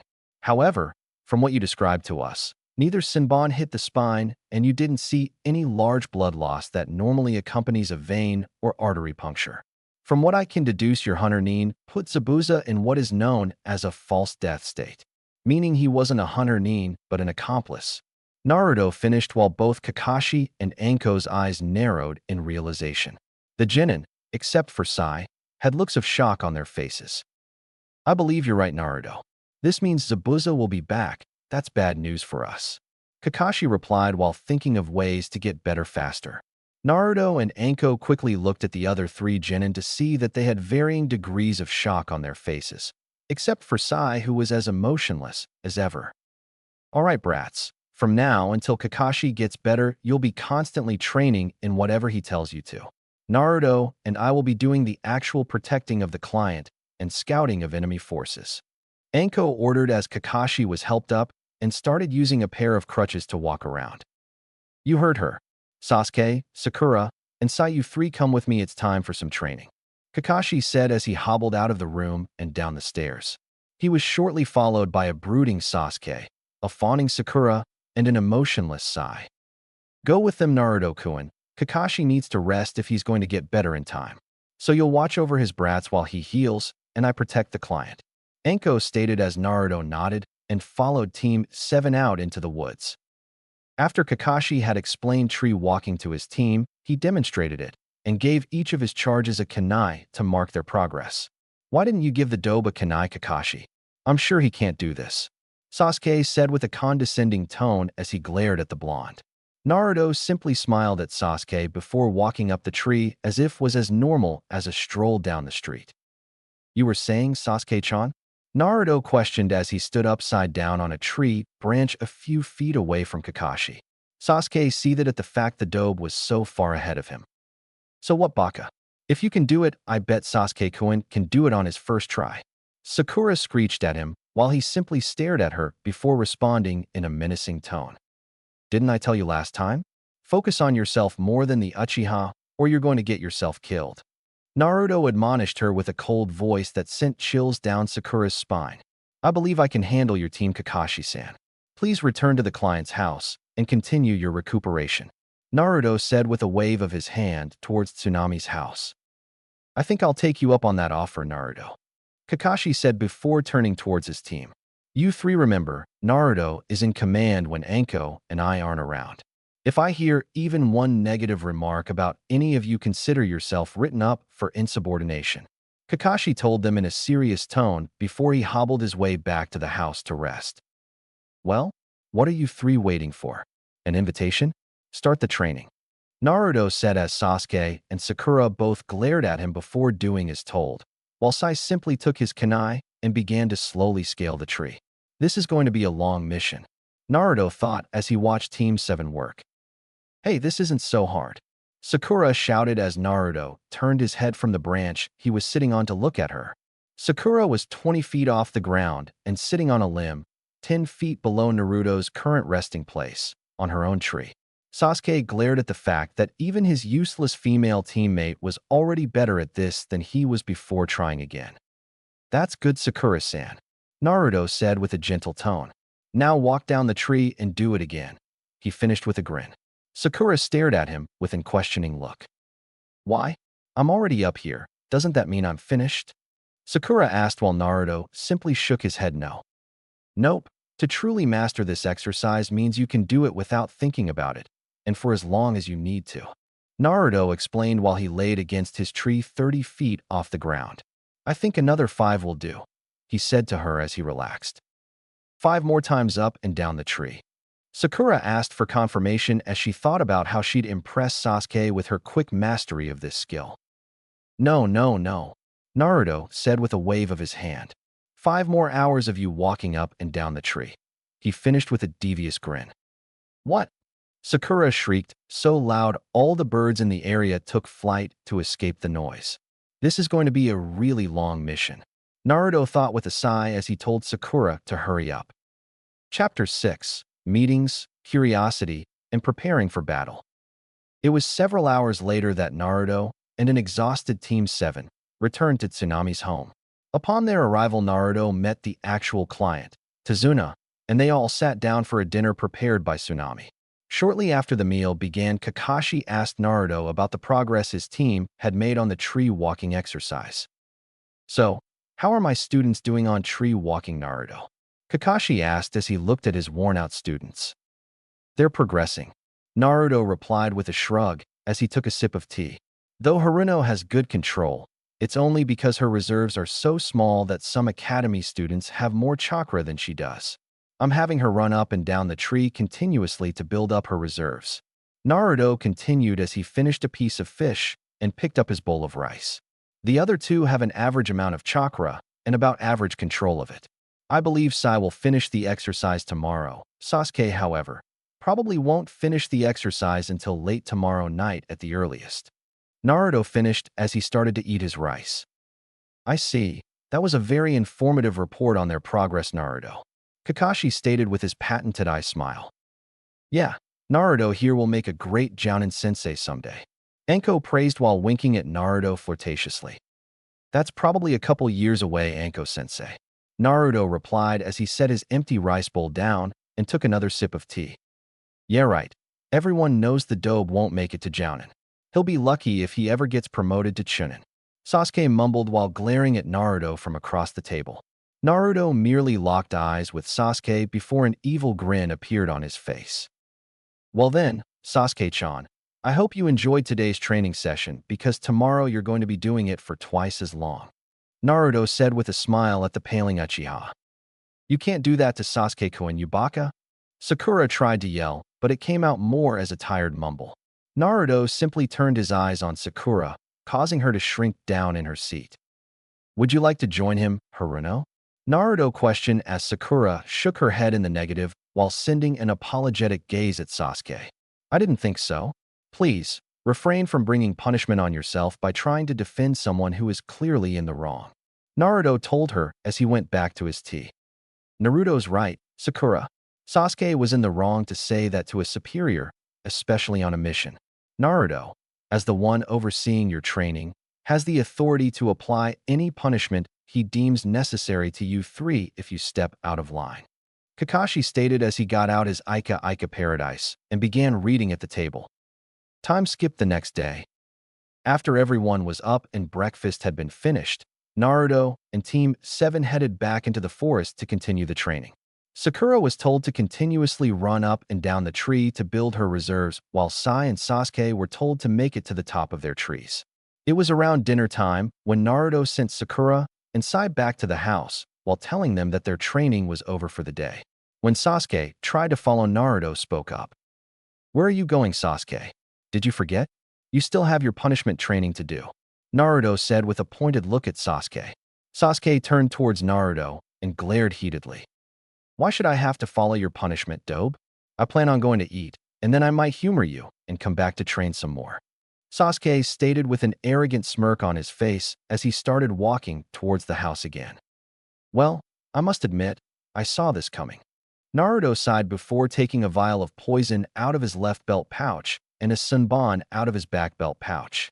After spreading a dose of the poison onto the needle, Naruto threw the needle at Sasuke, striking him in the left ass cheek. Sasuke's pain yelp was the last thing he was able to get out before he reached behind himself and pulled the sunbon out. "What the hell are you doing, Dobe?" Sasuke snarled as he glared at the blonde with rage. "Just administering a counter-punishment, Sasuke-chan," Naruto responded as Sasuke felt his limbs getting harder to move. "I've just given you a dose of Mahishiken 1 poison. It paralyzes the limbs of the victim, making movement impossible. Now, onto your new punishment," Naruto said with a grin as he dragged Sasuke by his shirt back up the tree and put him near the top. "Now, Sasuke-chan, since the poison I hit you with doesn't restrict chakra flow at all, I'm going to leave you up here for another few hours. If you lose your concentration and fall, your paralyzed limbs won't be able to save you. But if you keep your chakra control steady, you won't have any problems," Naruto explained as he walked back down the tree, while Sasuke stuck himself firmly to the bark. About 2 hours later, Kakashi, Sakura, and Anko entered the clearing to see Naruto sitting on a branch about 30 feet off the ground in a meditative position, while Sasuke was near the top of the tree, sweating from the strain of keeping himself from falling. "What did you do to Sasuke-kun, Naruto?" Sakura screeched as she started to walk up the tree to get to Sasuke. "I'm curious myself, Naruto. It doesn't look like Sasuke is able to get down on his own," Kakashi said while looking at his student's sweating and exhausted appearance. "He backtalked you again, right, Naruto?" Anko asked with a sigh as Naruto opened his eyes. "Got it in one, Anko-sensei," Naruto replied as he flicked Sakura's forehead when she tried to walk past his branch on her way to Sasuke. The flick was more than enough to break Sakura's focus as she fell back to the ground and landed unsteadily on her feet. "So, what did you administer as punishment, Naruto?" Kakashi asked as he saw Sasuke start to shake from the strain of holding himself up. "I temporarily paralyzed Sasuke's limbs and made him hold himself up there until I believe he's learned his lesson," Naruto answered as he stood up on his branch and stretched. Sakura suddenly screamed and Naruto sighed before holding out his right arm and catching Sasuke's ankle as he fell from the treetop. "So, Sasuke, have you learned your lesson?" Naruto asked as he stared into Sasuke's eyes. Sasuke's eyes glared at Naruto, but also showed that he didn't want to go through that punishment again. "I'll accept that as a yes for now," Naruto sighed as he walked back down the tree with Sasuke still suspended upside down by his ankle in Naruto's hand. Naruto laid Sasuke on the ground before taking out a vial from his right belt pouch and making Sasuke swallow its contents. "That was the antidote. Sasuke will be fine in a few minutes," Naruto told everyone as he and Anko walked back to the house as Sakura rushed to Sasuke's side and Kakashi waited for his student to be able to walk on his own. Time skipped 2 days before Zabuza's return. After Sasuke's punishment, Naruto hadn't had any trouble from any member of Team 7 during training. After letting the exhausted Team 7 have dinner and retire for the night, Naruto told Anko and Kakashi that he was going to do some training of his own for a couple hours. After getting confirmation from Kakashi and Anko sneaking him a kiss, Naruto left the house and went into the forest to train. Several hours later found Naruto still training to perfect a new combination ninjutsu and taijutsu move for his Reikimudai Ryu, called Reshu Kokyuha 2. The main idea of the technique was to gather chakra into your palm and stabilize it in a spherical form before basically kicking it at your opponent. Once the chakra made contact with a physical object or another source of chakra, it would explode to cause damage. However, Naruto had yet to complete the technique, which frustrated him to no end. Damn it, what am I not doing right? Naruto sighed in annoyance. All right, one more time, he said before focusing chakra to his right hand. His chakra quickly formed into a semi-visible sphere, which Naruto took the time to study. Okay, now what's wrong with you? Why doesn't the technique work? Naruto questioned as he stared at the sphere of chakra. Naruto decided to try the technique again and tossed the chakra sphere into the air before bringing his leg around and trying to kick it towards a cluster of trees. But when his foot made contact, the chakra simply dispersed and disappeared. Shit, what am I doing wrong? Naruto questioned himself as he started pacing back and forth across the clearing. Maybe it's not the sphere itself? Maybe I'm not putting out enough chakra? The sphere might not be dense enough for physical contact. Naruto mused as he continued pacing. Another hour passed before Naruto had an epiphany. That might just be it, he said as he stood up from his position against a tree. I need to combine the idea of the sphere being dense with chakra's natural intangibility. With that, Naruto once again brought up his hand and gathered his chakra into a sphere. This time, however, he kept gathering more and more chakra until the sphere went from semi-visible to a bright blue, almost solid mass of chakra. All right, now let's see if this works. Naruto mumbled before focusing chakra to his right foot until a barely visible aura of blue surrounded his foot. Naruto tossed the chakra sphere into the air again before bringing his chakra-covered foot around and kicking the sphere. To Naruto's joy, the sphere made contact with the chakra surrounding his foot and was launched towards his target trees.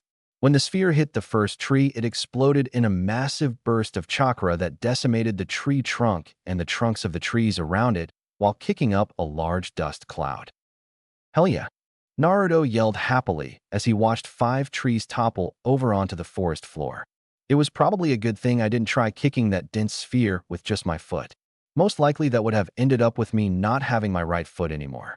The chakra surrounding it made a buffer that let me kick the chakra